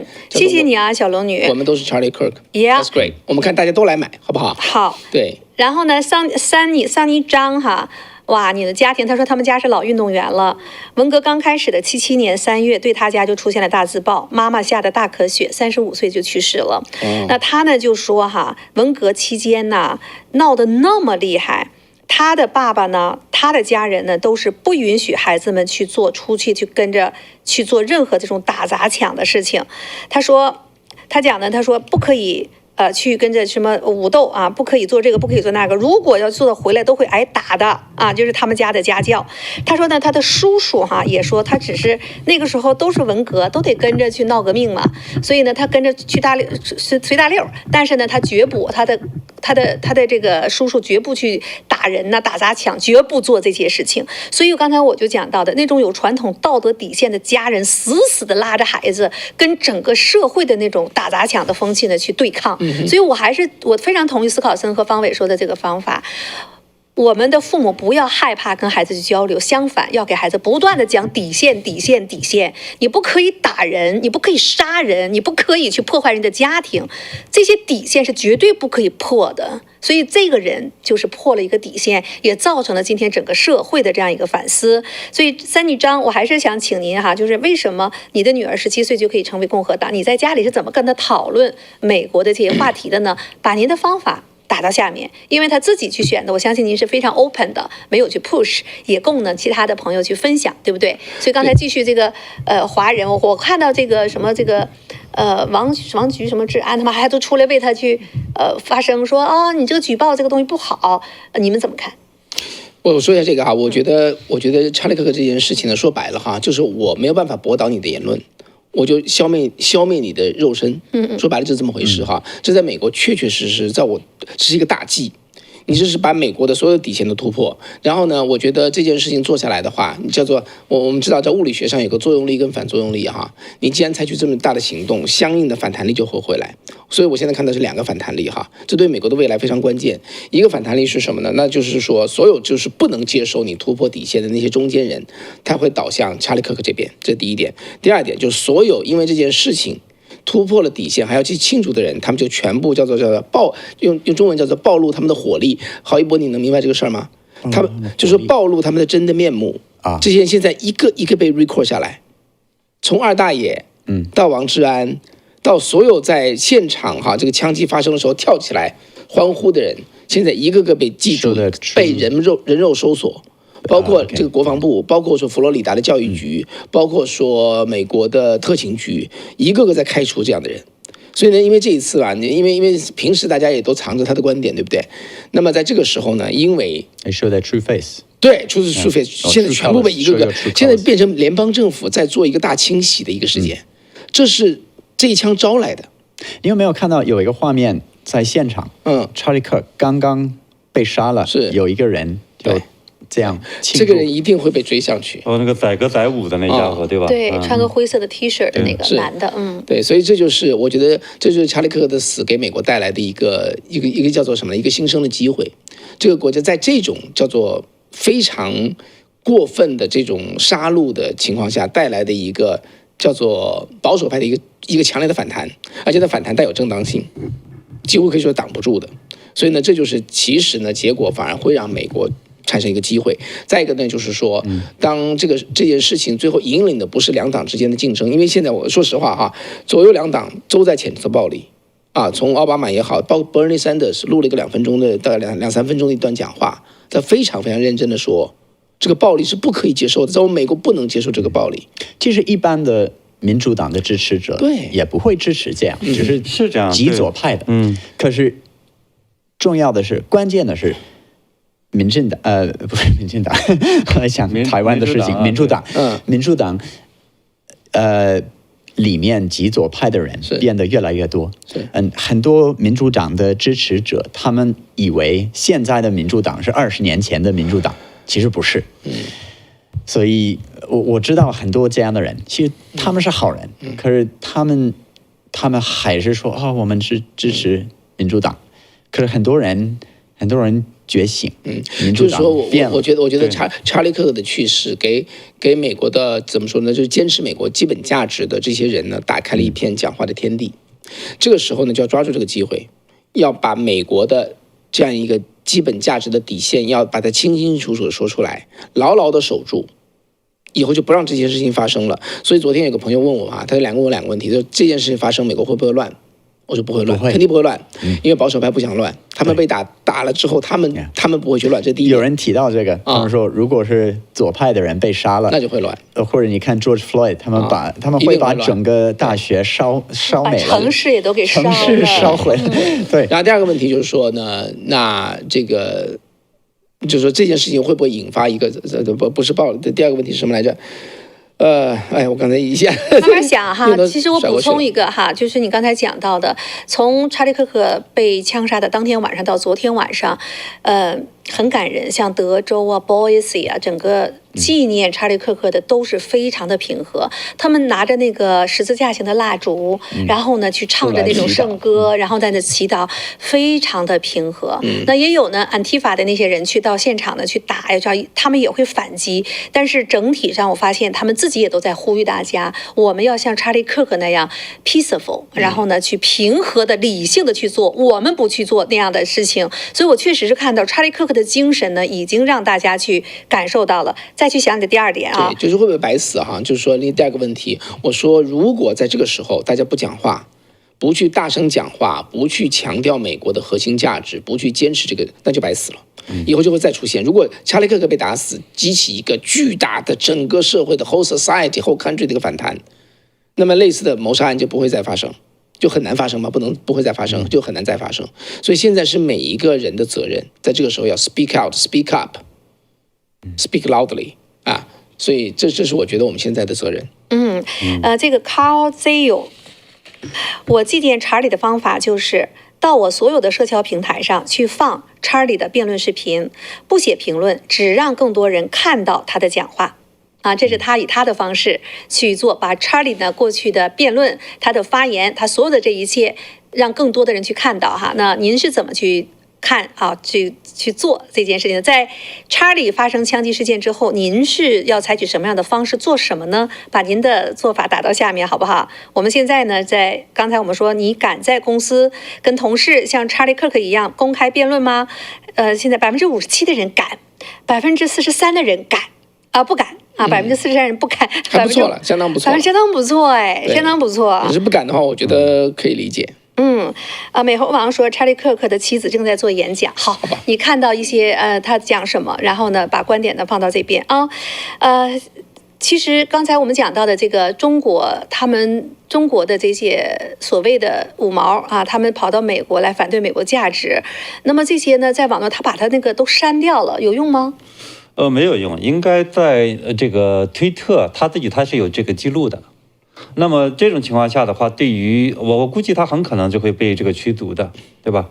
如果说这个 FBI 或者是这个我们国土安全部他们看到了这个信息之后，这个他可能我觉得现在是清洗一批很不好的人，因为在这件事情上，你支持叫做打死查理·克克这种用平和的方式表达自己观点而被打死，那你道德底线已经是叫做底线以下了。那么在这个时候，你要支持他这些人，我觉得有一类支持他的人是谁？就中共在美国的叫做网红特务，因为他希望美国乱嘛。对不对？他就会在一边拱火，那么拱火他就会露出他的真面目。希望美国发生内战。这个时候我就说，这个时候，川普政府是绝对不会容忍这种言论的。所以呢，美国有句话哈，川普，大家知道，美国不是一个警察社会，他没有到处都是这个警察，到处在网上看，他没有网络警察，不像中共这样。但是美国有句话叫做"民不举，官不办"，民不举，官不办。所以呢，只要老百姓去举报，把证据收集好送过去，官就会办他。所以现在真的要淘汰，要怎么叫清洗掉哈？要揪出来，要驱逐出这些中共的间谍特务、兴风作浪的人。现在是个好机会，所以我就跟我们的观众朋友说哈，你在网上看到这些错误的言论，你要把它号记下来，你把它证据截屏下来，你就花一点时间写封信，也就是花上1个小时的时间。如果他们不是美国公民，他们可以取消他们的签证。对，你就写给司法部，你说这是他的这个行为，然后就会有结果出来，就把他给驱逐掉。对。所以这就是现在每个人的公民责任哈。对，现在呢挖出来哈，就是这个枪手的弟弟呢穿的服装也叫做川普猎人啊，所以他们，你看我们华人都会认为，又跟他母亲在一起，都认为他们母亲可能会反川，但是呢，你看郝一博就认为未必。啊，对就未必，他就妈妈不会管你的观点啊，他就是，这就是我们不一样的，所以我们华人会认为父母在这方面是有责任的啊，你允许这样的事情，那就不尊重人吗？那你就已经不是观点的啦。那就是西方人和我们真的是不一样，你们从小实在是太自由了。不对人不尊敬是言论自由的一部分，真的，他妈妈不会真的认为他会去杀人啊。那这一部分，但是你们有没有就像你们西方人会不会谈论这个底线呢？就是在你自由的不可以去杀人，也不会谈论底线这个问题。I guess it's given, right? 不是很明显吗？你不能不会有意的说这件事儿，对吧？你认为不杀人、不去动枪，对你来讲是 common sense。但对那个家庭已经不是 common sense 了，对这个孩子，所以这里边就说到了，好像是他加入了那个 Antifa 的。我是怀疑他是因为他受 Antifa 的这个影响，先有这个说法啊，有这个说法说他受到了 Antifa 的影响。因为 Antifa 我们看到在这个2020年的时候，那个时候表现出来非常的暴力，非常暴力。所以这个原因的话，恐怕是背后的是有一波人在操纵这个事情。他在刺杀川普的子弹上写，他骂川普是法西斯。对，其实只有法西斯才会开枪去把这个跟你辩论的对手消灭掉。对，而且他画上那个符号，他什么3个箭头，也表示那个就什么反法西斯的那个东西。还有呢，有一个是什么意大利的反法西斯歌曲，叫什么叫《美丽再见》，那个也是个什么，就是2战的时候的一个抗击纳粹的一个游击队的颂歌。这个呢也被安提法所现在用来作为一个这种革命和对抗的一个这种口号。我就希望啊，美国人能够在这一次意识到真正的问题是什么，就是孩子的教育。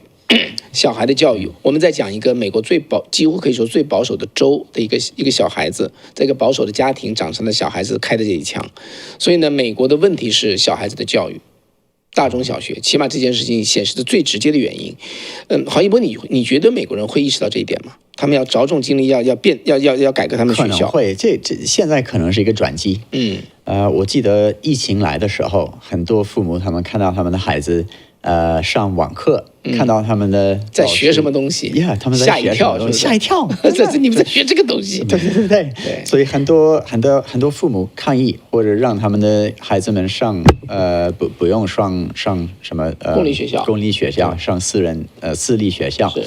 我的孩子也是上私立学校，我不要让他们去。但代价就是你要付 a lot of money， 对不对？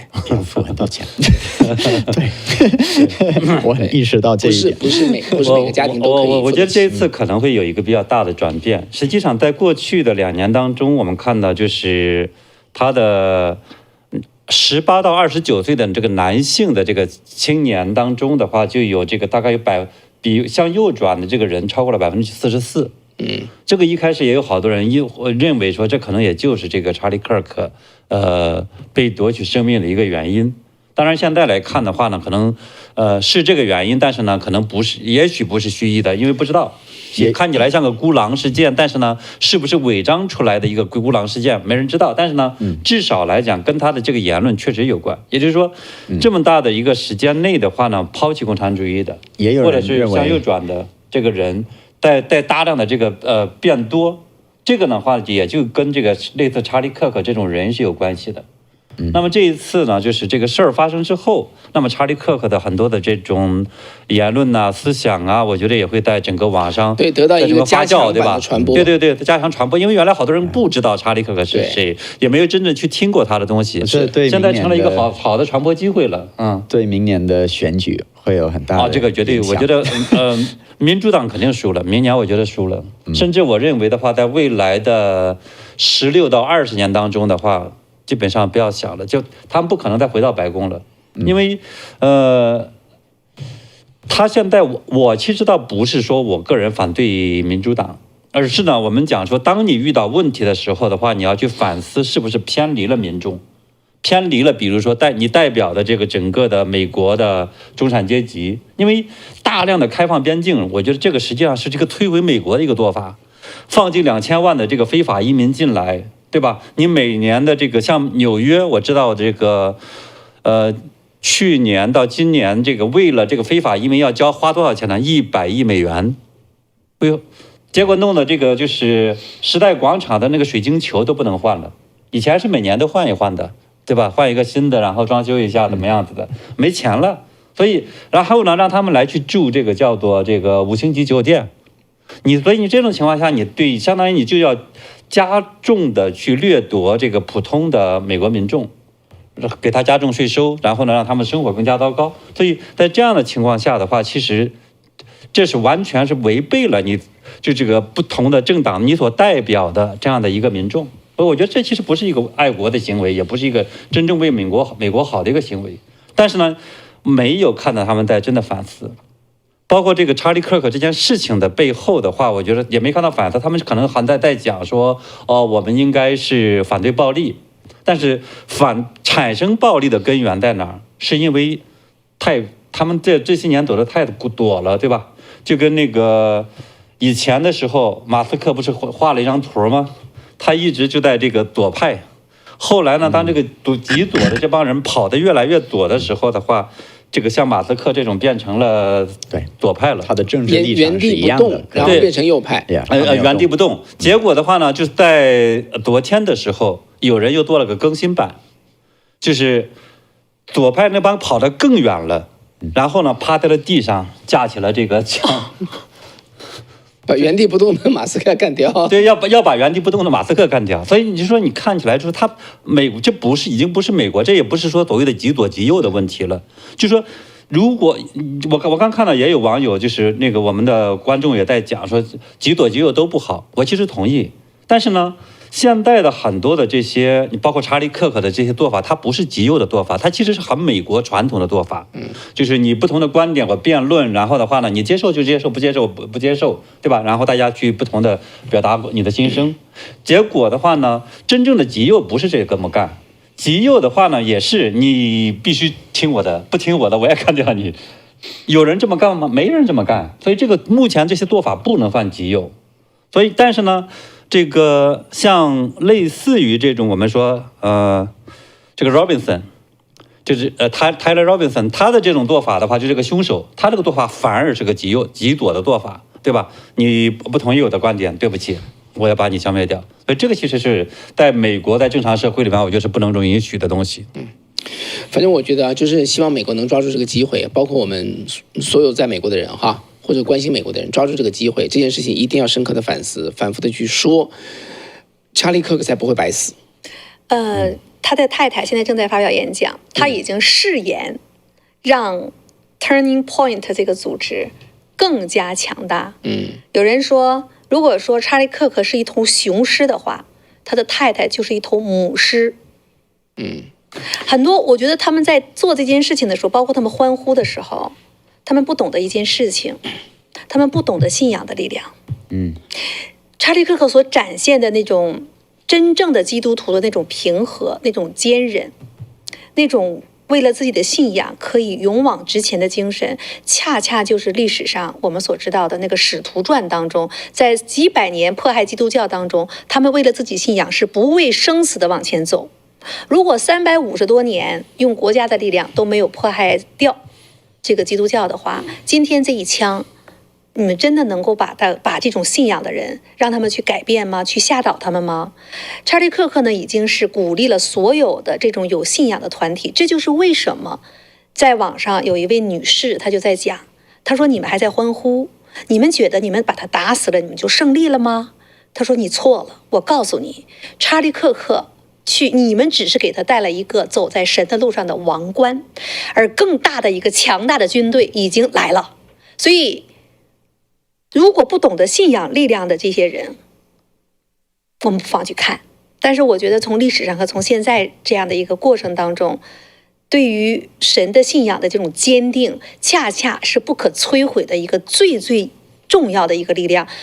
这部分我觉得很多人没有去看到这件事情，还在去谈是什么观点呢？不是的，哪怕今天的政党的领导人的人物，哪怕是那些媒体，他们都错了。因为中国共产党比他们做得狠，中国的媒体比他们控制的严。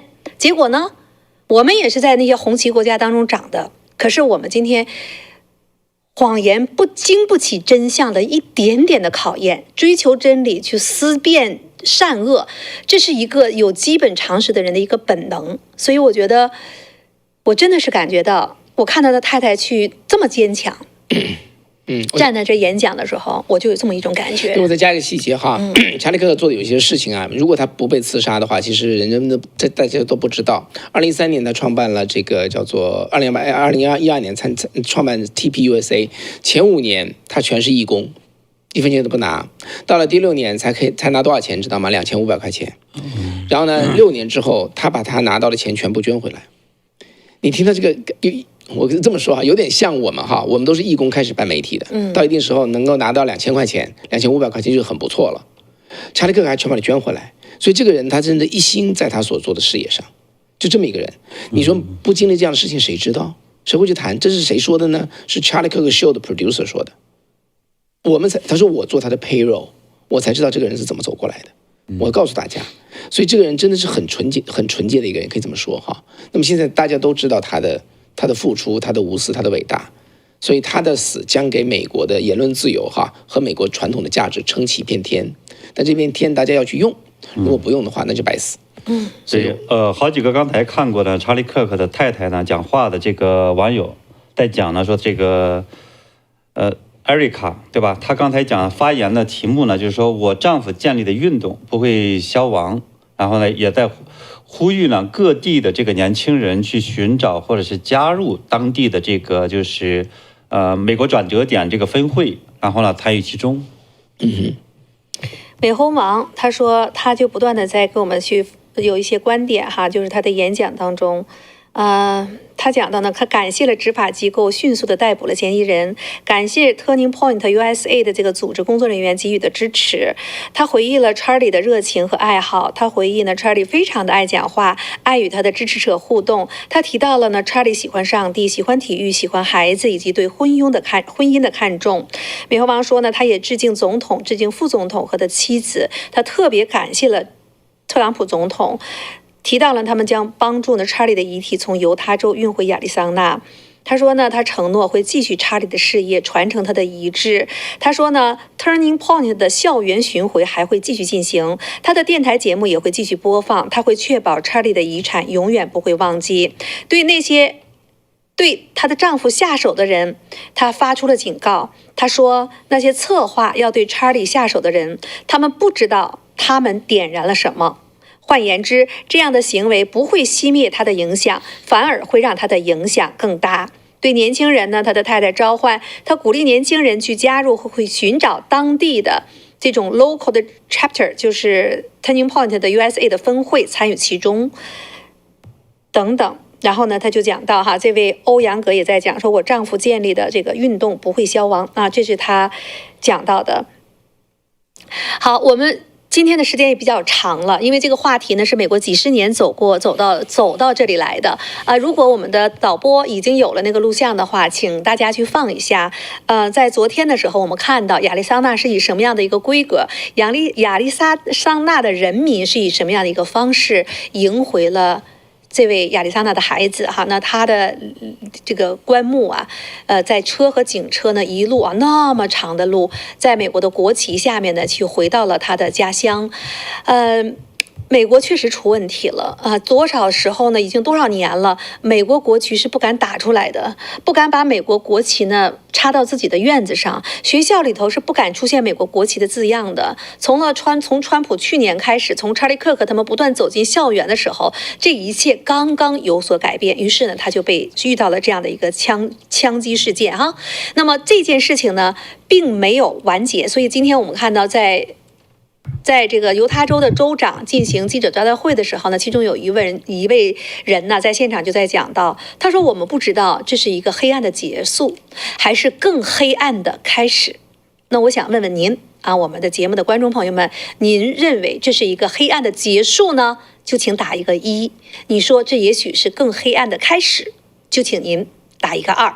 好了，那我们的节目就要结束了。好，结尾的时候，请导播把刚才的那个就是凤凰城迎接查理克克回来的那段录像放一下好吗？可以看到吗？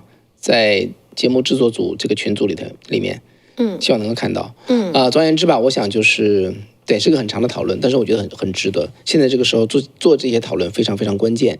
我也希望说咱们讨论完了之后呢，大家能把它带回到自己的家庭中啊，自己的餐桌上面继续讨论。查理·克克的死所撑开了一片天空，给美国带来的转变的机会。Make good use of it 啊。我们的导播准备好了吗？你把它放出来，那我们就结束喽。今天呢是周五，我们在下周呢将会有一个大峡谷等等的8天的旅行。我知道我们一些网友今天在这里边的观众都会在那儿，美猴王期望在那里边能够碰到您啊，还有其他的听众和观众朋友们，非常感谢你一路的支持啊。然后也有的人担心呢，可能是张老三就认为可能是更黑暗的开始，但大部分我们的观众呢都认为是黑暗的结束。美猴王说，我们美裔的华人，尤其是反共的华人，真的要为美国而战。美国是我们的第二故乡，无路可退。刚才我们在之前也问了郝一博哈，现在英国也是挺吓人的，还有不同的观点就直接给你抓起来了，这是英国吗？你可以因为社交媒体的破文被抓了，有人举报你很可能会被抓。这不是我长大的时候的这不是我小的时候的英国。希望以后就找个机会哈，找个机会我们谈谈欧洲，回来讨论，谈谈欧洲，谈谈英文。英国，我确实一直在跟欧洲的情形，让我也真是觉得非常非常值得谈哈。好了，那我们的节目就到这儿了。我们导播，你们加油啦！也谢谢我们所有的观众朋友们，我们继续关注查理·克克呢，他的葬礼会什么时候举行？这2天还有什么样的更多的进展？请锁住我们的频道，为我们点击订阅、关注，摁下小铃铛，也别忘了给我们点个赞。我们今天节目就到这儿了，谢谢大家。OK，拜拜。